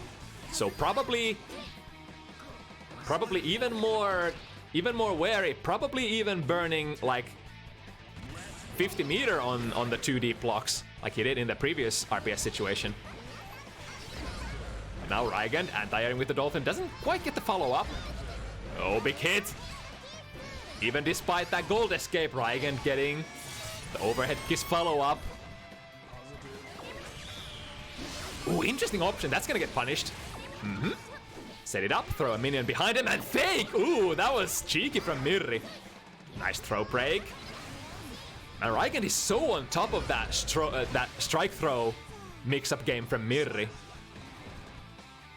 At the start, Mirri was able to sneak in those stick throws with decent success, but now, past couple of games, Rygand has been so tight. 5k, it's into a knockdown, immediate burst, alright. Nice, throw into the corner. Able to sort of be cheeky and sneak in a unsafe minion summon, but again, Guilty Gear, very fast-paced game. If you're not ready to read that Jacko wants to summon in the middle of her block strings, you might not have time to react to the follow-up situation. Ooh, Rygand gets the hit of their dreams!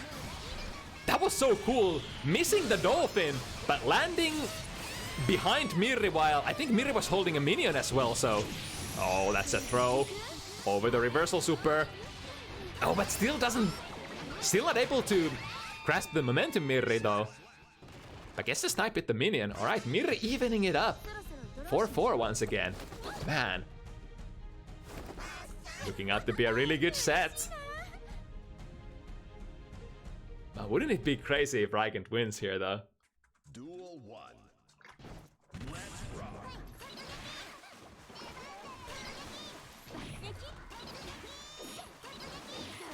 Right, nice punish there. Good spacing, standing at the right place, making the Dolphin whiff and whiff punishing instead of not even having to challenge. But this position, oh, this position, where Rygand gets to play the big strike throw mix-up. Maybe getting out of there, though.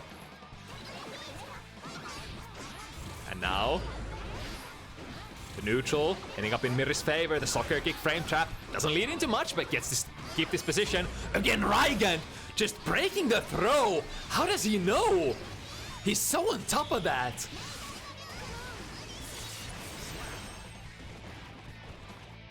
It's like the last 5 or 6 throw attempts from Mirri have all been met with either a throw break or a backdash into a punish. Nice 2S.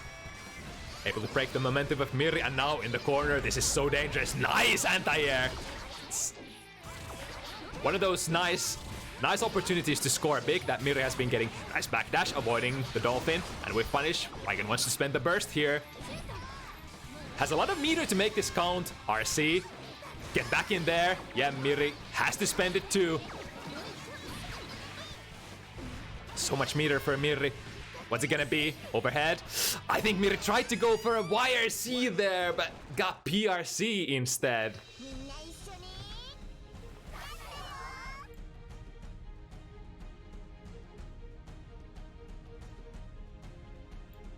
Man, not only the damage difference, but like the amazing decisions Rygand is making at defense here.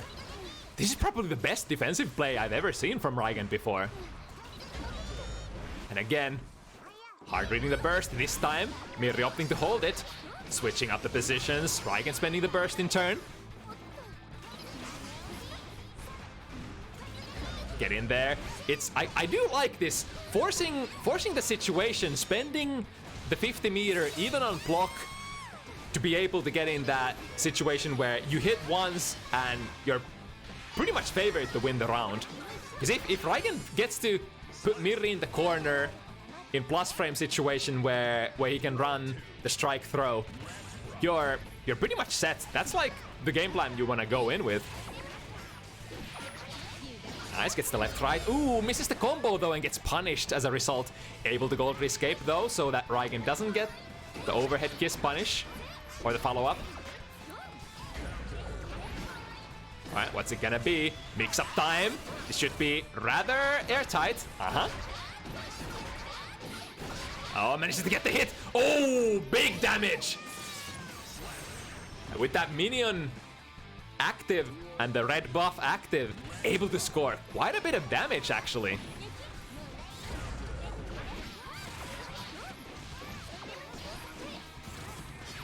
Ah, yeah, that's a punish. Mirri opting to not cancel there. It's unfortunate that even with no cancel, almost at all ranges, that 2D is now quite minus, even punishable in this game. Whereas in Exert, it really depended on your spacing more so than anything. Yeah, Rygand aggressively pressing button in that RPS frame. Oh, but the YRC read by Rygand, met by a big punish, and now Rygand on 6. Rygand is actually on the verge of taking out one of the strongest fighting game players in Finland, Mirri. Duel 1. I mean, it is true that Mirri has been on sort of a break from Strive and potentially hasn't been practicing as much for this set, but man, Rygand is currently playing the game of their life. The RPS flows, the neutral flows. Alright, Mirri managing to land a stray hit, but doesn't get a clean setup. Yep, poking the minions. Doesn't let Mirri to set up a comfortable offense.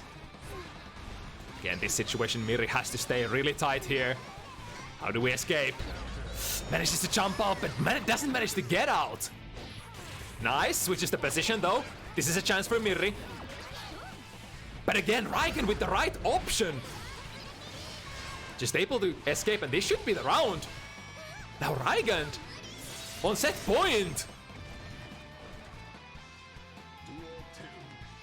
My god. The underdog. See what Mirri can do here. Nice block again from Rygand. Man, Mirri hasn't been able to break through Rygand's defense cleanly in forever. Decent trade from Mirri. Getting a little bit of real estate here. But Rygand just like that, pushing Mirri back into the position. Good counter hit, but look again. All these hits that Mirri is able to land, they're not leading into much because of how Jacko tends to play. He has to guess right so many times. Here's the red buff once again. This has been a very much a winning position for Mirri. But Rygand is persevering. Gets it at the end. Is that enough? It is! Mirri still alive. Fighting for their life. But the set point still remains for Rygand.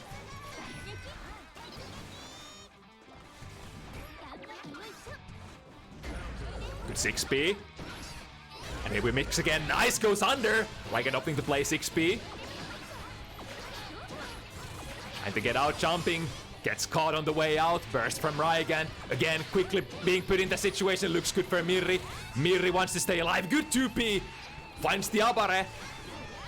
But Mirri has a decent life here, lived here. But for how long? Oh no, completely whiffing the burst! That's gonna be very crucial. Rygand missing the burst. Does he get the throw? No. PRC gets the anti-air to S.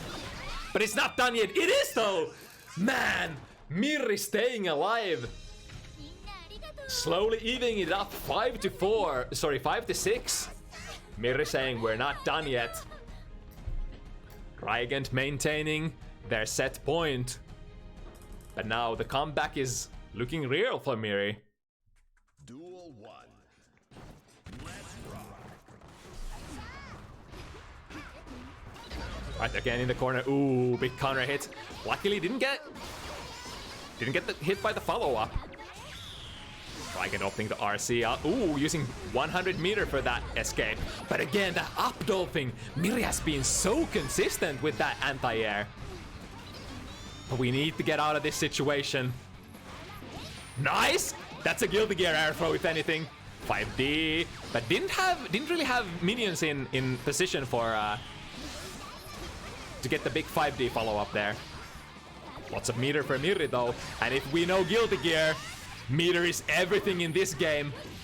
Nice air throw once again.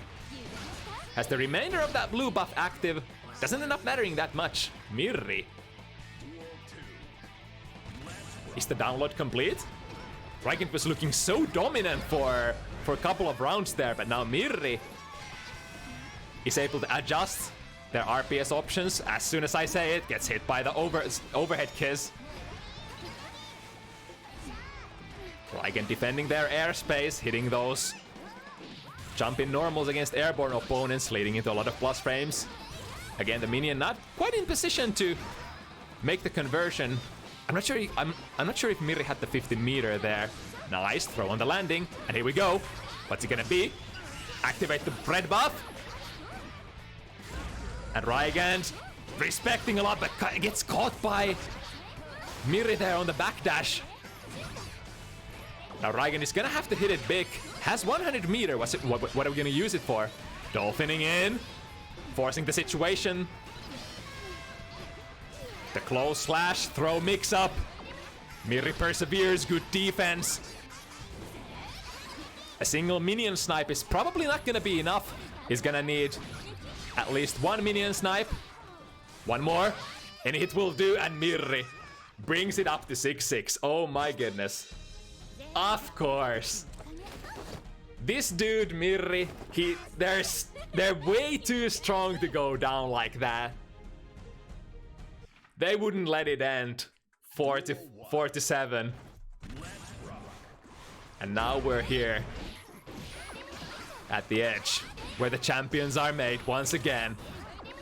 Is Rygand able to flip the momentum? He needs one more flip.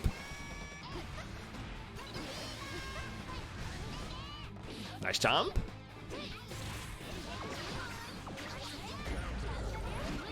Yeah, it's really the RPS options.